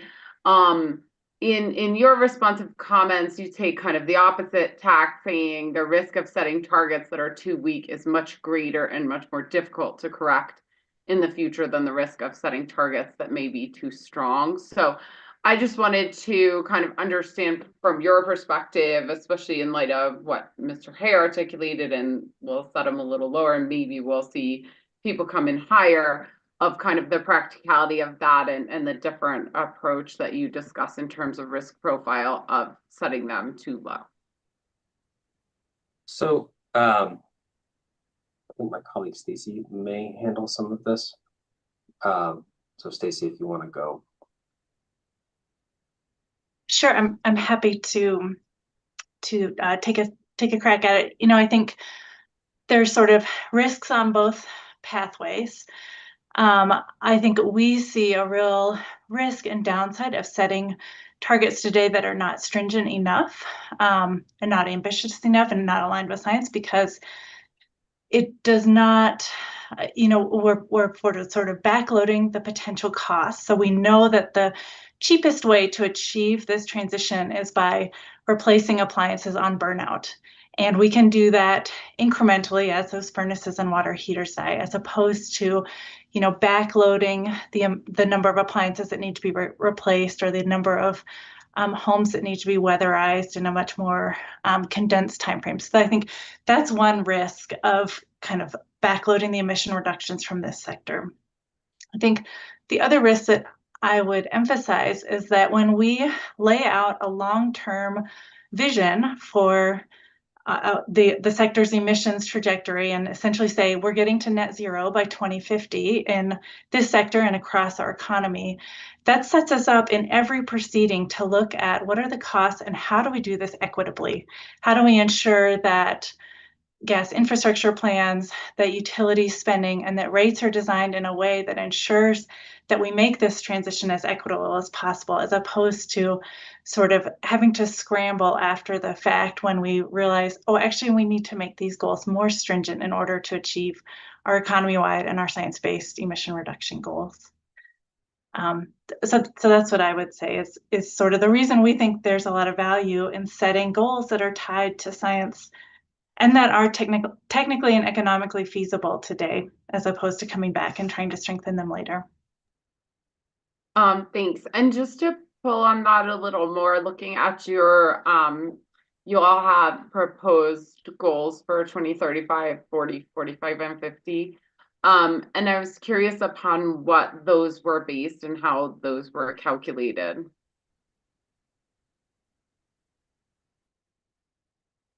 Vera from Sierra Club is turning on her camera. It looks like there she is. Hey folks, yep, I think this one is for me. So, hey, Kara Fogler, I work for Sierra Club, Deputy Director on our Research Strategy and Analysis team. Happy to talk through the analysis a little bit. So I'm gonna go in sort of like medium detail. Let me know if it's too much, or let me know if you want more than that. It's hard to believe that would be too much for me to enjoy, but don't make it take like more than 5 minutes. Right. Good to have parameters to know how long to get. Amen. Let me echo that request. Okay, so we start with the statutory goals that are already set. So we have statutory goals for state level, and we have statutory goals for clean heat level. For statewide level, we have them all the way through 2050. For clean heat level, we only have them through 2030. So when we're looking at those goals over time, I noticed that the clean heat compared to the statewide are accelerating at a faster rate. They jumped from 4% to 22%, which was a much bigger jump than we were seeing at the state level. So what I did first was compare the statewide emissions reductions rate in 2025 to 2030. So that rate increased by 92% over those 5 years. then looked at the emissions rate for clean heat over that same time period, 2025 to 2030, that increased 450% over the same time period. When we compare that ratio, the emissions reduction rate for covered gas emissions is increasing almost 5 times faster over that time period than it is for the statewide. So we assume over the next 5 years, that would be true again. So again, we have the statewide version, so we can look 2030 for statewide versus 2035 for statewide. Then we say, okay, if it has to be 5 times faster for clean heat, what does that mean? So that's how we get our 2035 number. From there, we say, we expect this to be an S-curve. We don't expect this to be a hockey stick, expect it to be an S-curve, which is much more in line with how we see technologies, like what would be used for building electrification, how they get adopted. So to create an S-curve, we say over the next 5 years, let's assume that this slows down, right? We start hitting this lower part of the S. So we say that rate will be half as big as it was the 5 years before. So from 2030 to 2035, it was 5 times as big, cut that in half, about 2.5 times as big for 2035 to 2040, about 1.2 times as big for 2040 to 2045, and then only about 0.6 times as big for 2045 to 2050. When we use that method, that's how we get those further out years, and it lands us in 2050 at a 99% reduction using that method. The goal is 100% reduction. So we found that this method was very in line with the long-term goals that have already been set in statute. I will stop there. Thank you. You complied with all of the parameters in explaining. Appreciate it. So in hearing that explanation, I'm curious your response to kind of at least some of the utility arguments that I've seen, that it's essentially unfair to expect this sector to outperform, the statewide emissions trajectory, especially in these more immediate years. So just curious, what your response would be to that concern that they've expressed.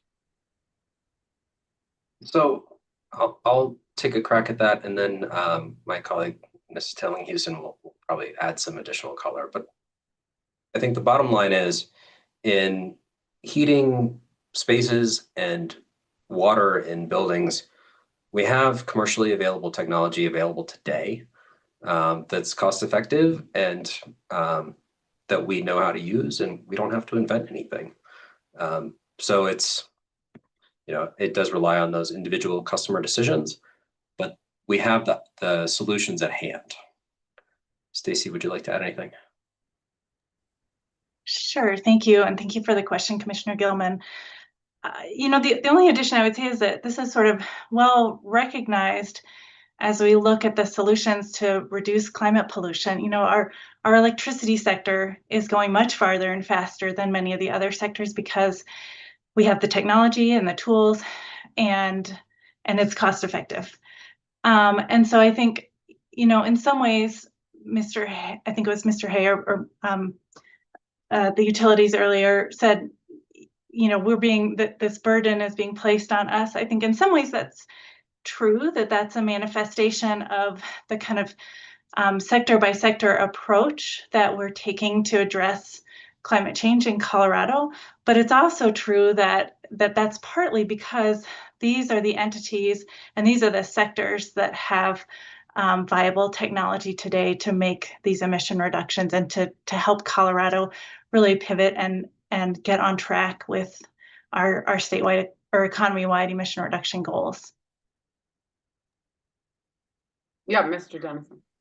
Can I just add one more bit of color, which is that perhaps it might not be the case that our proposal entails gas utilities overperforming relative to other sectors. I would just note at page 14 of our initial comments, we point out that the 55% emission reduction that our proposal contemplates aligns very closely with the 57% reduction seen in E3's analysis for the Greenhouse Gas Roadmap 1.0, which looks across all the sectors in a scenario that meets the statewide statutory targets.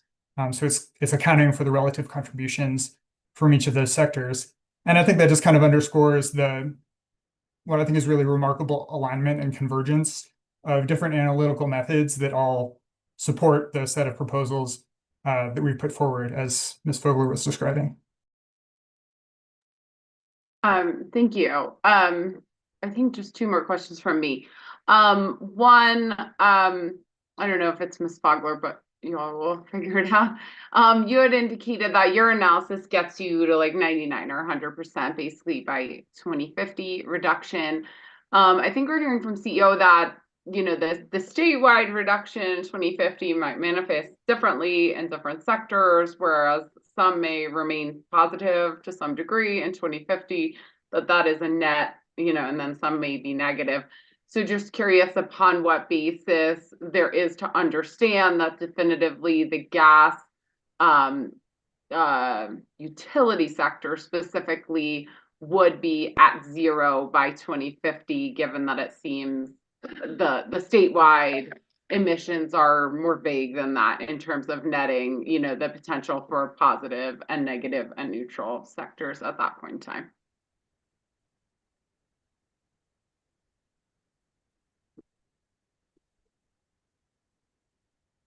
To open that up to my colleagues. Yeah, so like the question is why is that an appropriate assumption, given that that may be more detail than we necessarily understand? You know, do y'all have modeling of other sectors or something that leads us to know that this sector certainly should be neutral by then? Yeah, sure. This is a great question. And so a few things that I would respond to, and then if anyone else wants to jump in, of course. So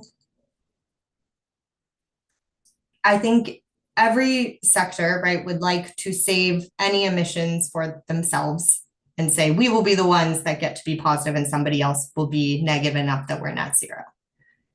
And yet somebody does have to actually get to zero. What we've seen from a lot of research is that buildings do have a very strong opportunity to get to zero. Homes and commercial businesses, we have the technology, right? We have heat pumps. We have heat pumps for space and water heating, both. We have electric stoves. We have all those things compared to some other industries that we know are harder to abate. For instance, heavy industry, where they have to have inputs sometimes that are fuels. So we know that buildings are not the hardest to abate sector. There's a lot of research that shows that. So for that reason, I think generally the assumption stands quite strong that this sector should be looking to actually be a zero sector. Also, 99% emissions reductions would still give them a little bit to play with for a net zero situation there. Also, the second thing that I would say is that the counterpoint to this is that we assume that this sector will still have significant emissions and that other sectors will have to reduce emissions more to account for that. In APCD's proposal, they have just a linear extrapolation based on current years that gets them to their 2035 target.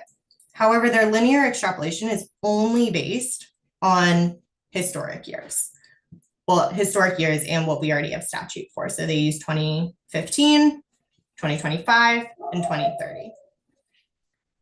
If they actually used a 2050 point, their number would jump significantly higher in 2035. They would land at over 70% emissions reductions.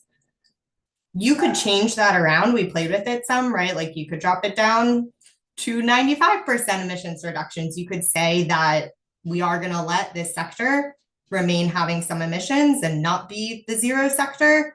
That 2035 number is still way higher than what has been proposed by APCD if they put anything into that 2050 number that is close to 100. So I use that as an example to say that even if we are going to argue that there should still be emissions allowed from this sector, we still need a higher number in the middle years in 2035. I hope that answered your question. And also, I don't know if anybody else wanted to add in from our team. Yeah, that was helpful. Thanks. My last question, really just a repeat of a question I had for CEO in looking at the proposal by the federal government to essentially cease reporting of larger users who report directly to the EPA in terms of emissions. And given kind of the construct around clean heat and kind of the I won't say ignoring, deducting of these type of customers from the state's clean heat process. Just wanted to understand from you all, if you are understanding any kind of early implications potentially to this process, if anything needs to be addressed in this rulemaking, or if you see other areas where things might have to be addressed as we see that change in federal policy progress.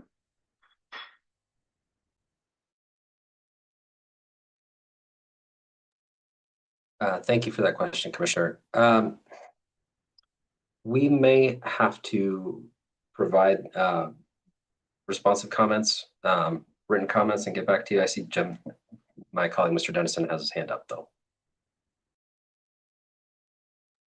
I think we can certainly add some detail in written comments. I can take a cut at it now, though. I think there are two aspects to the potential changes to, or two aspects to the sources that report directly to EPA.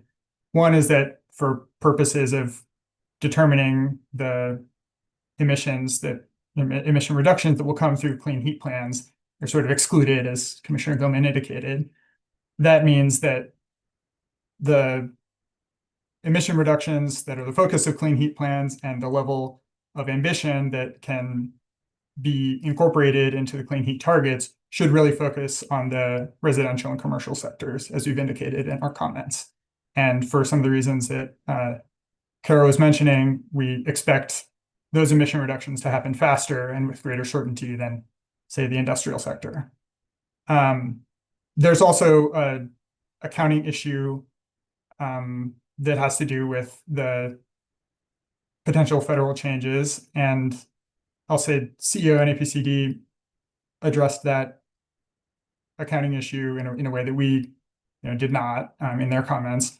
We don't have any particular concerns with the way of addressing the accounting issue that they've proposed, but we can have a look at that and offer any additional thoughts in written comments.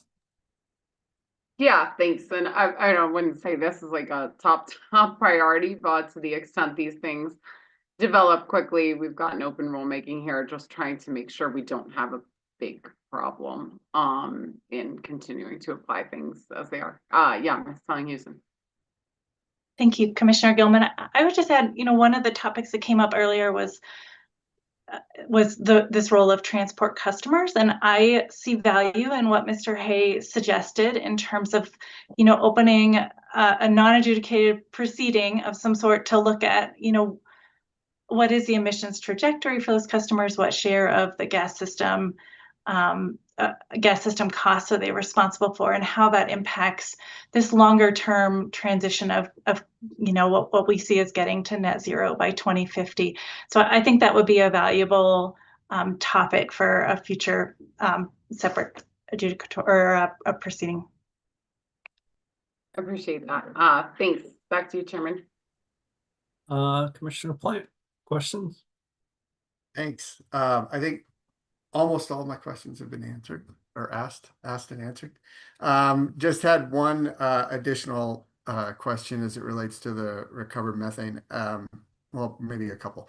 So first, as I recall in the last clean heat plan, I can't remember exactly where the discussion was happening. It may have just been with advisors as we were looking at the statute, but there was some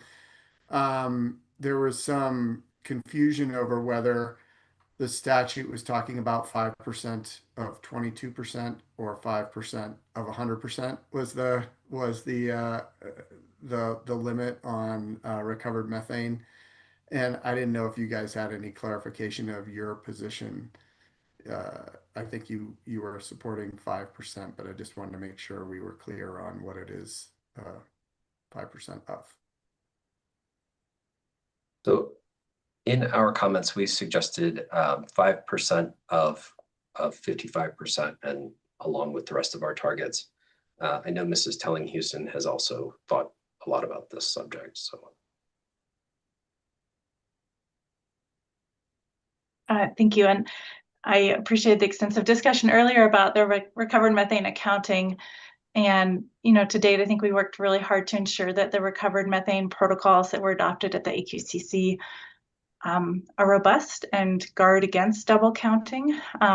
And so, I think we strongly think that if you allow larger amounts of recovered methane to count, then you need to simultaneously increase the stringency for emission reductions from retail gas sales, because otherwise you're just, sort of enabling emission reductions in other sectors without at the same time driving down emissions from gas utilities at the level needed to reach the economy-wide goals. And so that is really the position that's informed our view that a 5% carve out for recovered methane, and again, as Mr. Carley said, that's 5% out of the 55, is really the appropriate limit to that resource.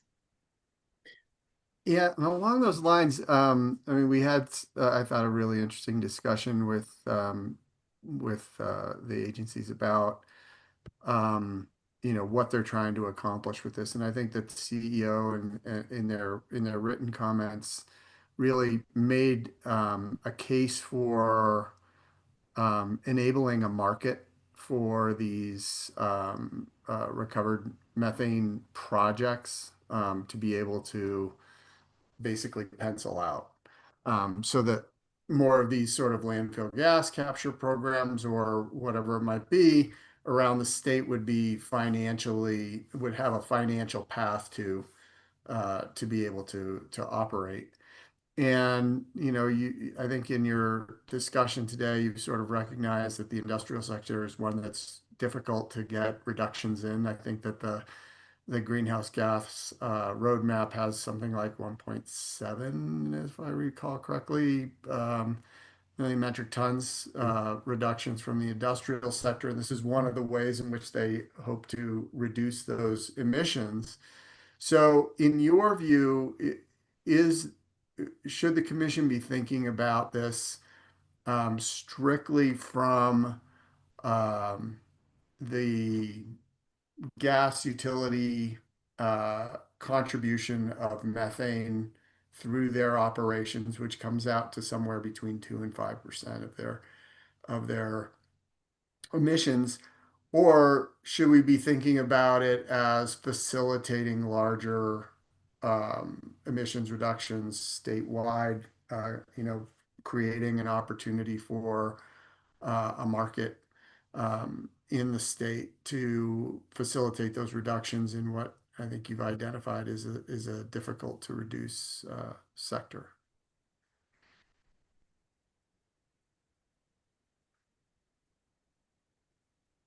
Thank you for that question, Commissioner. Mr. Dennison, I know you've thought a bit about the recovered methane markets. Yeah, happy to kick out that. So whatever can be said about the merits of developing a market for biofuels and other forms of recovered methane, there remains the question of whether it makes sense to use that in clean heat plans.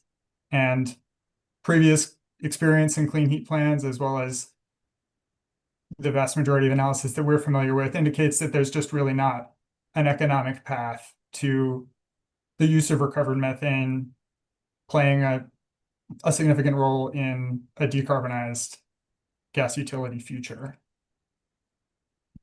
The beneficial electrification and demand side management just win out every time on cost, and that's what we've seen in previous experience.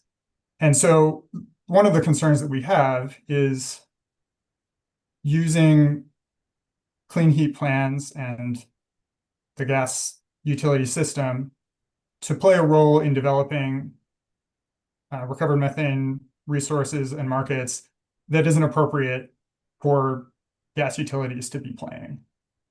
In fact, part of the reason that gas utilities have struggled to find recovered methane that they can procure cost effectively is because there are existing markets driving costs up. We heard in Public Service's inaugural Clean Heat Plan about the impacts from the California Low Carbon Fuel Standard, which is, putting upward pressure on biofuels in such a way that it makes it difficult for gas utilities to compete when they have more cost-effective alternatives like beneficial electrification as options to use for their compliance.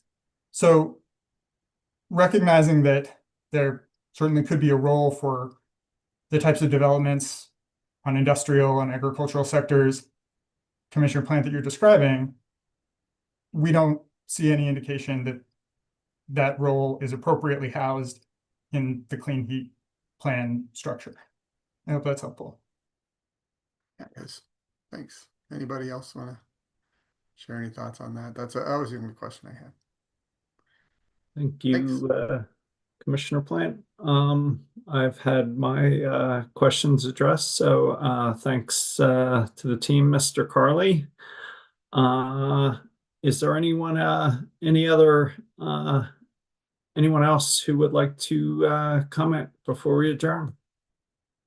Who hasn't already commented? We're not going back. Sorry, Ms. Siegel. Anyone else who would like to comment who hasn't been heard yet today?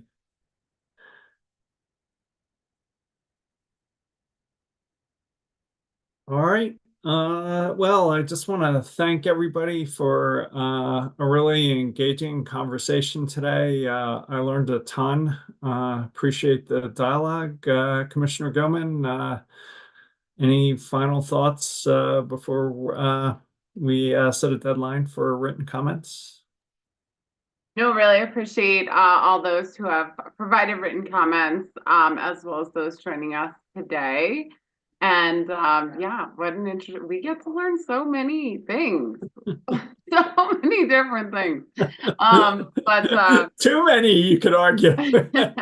Really appreciate all those who joined us today, and look forward to the last round, or I don't know, the next round of comments. I presume it's the last round of comments as we work to finish this up by the end of the year. So really appreciate it. Commissioner Plant. Yeah, I appreciate it as well, for the thoughtful discussion and the positions on these various issues. It's a really it's an interesting challenge. So appreciate everybody's input. All right. Although this concludes the hearing, we are still accepting written comments, including supplemental ones that were made today in writing, or for anyone not able to join us. Written comments can be provided at any time, but we would ask for them by October 10th so that we have time to review them before we make our decision on these rules. With that, we're adjourned. Including the public, right? Of course. Okay. Of course. Yeah, of course. With that, we're adjourned. Thanks all. Thank you so much. Good to see you again, Eric. Likewise.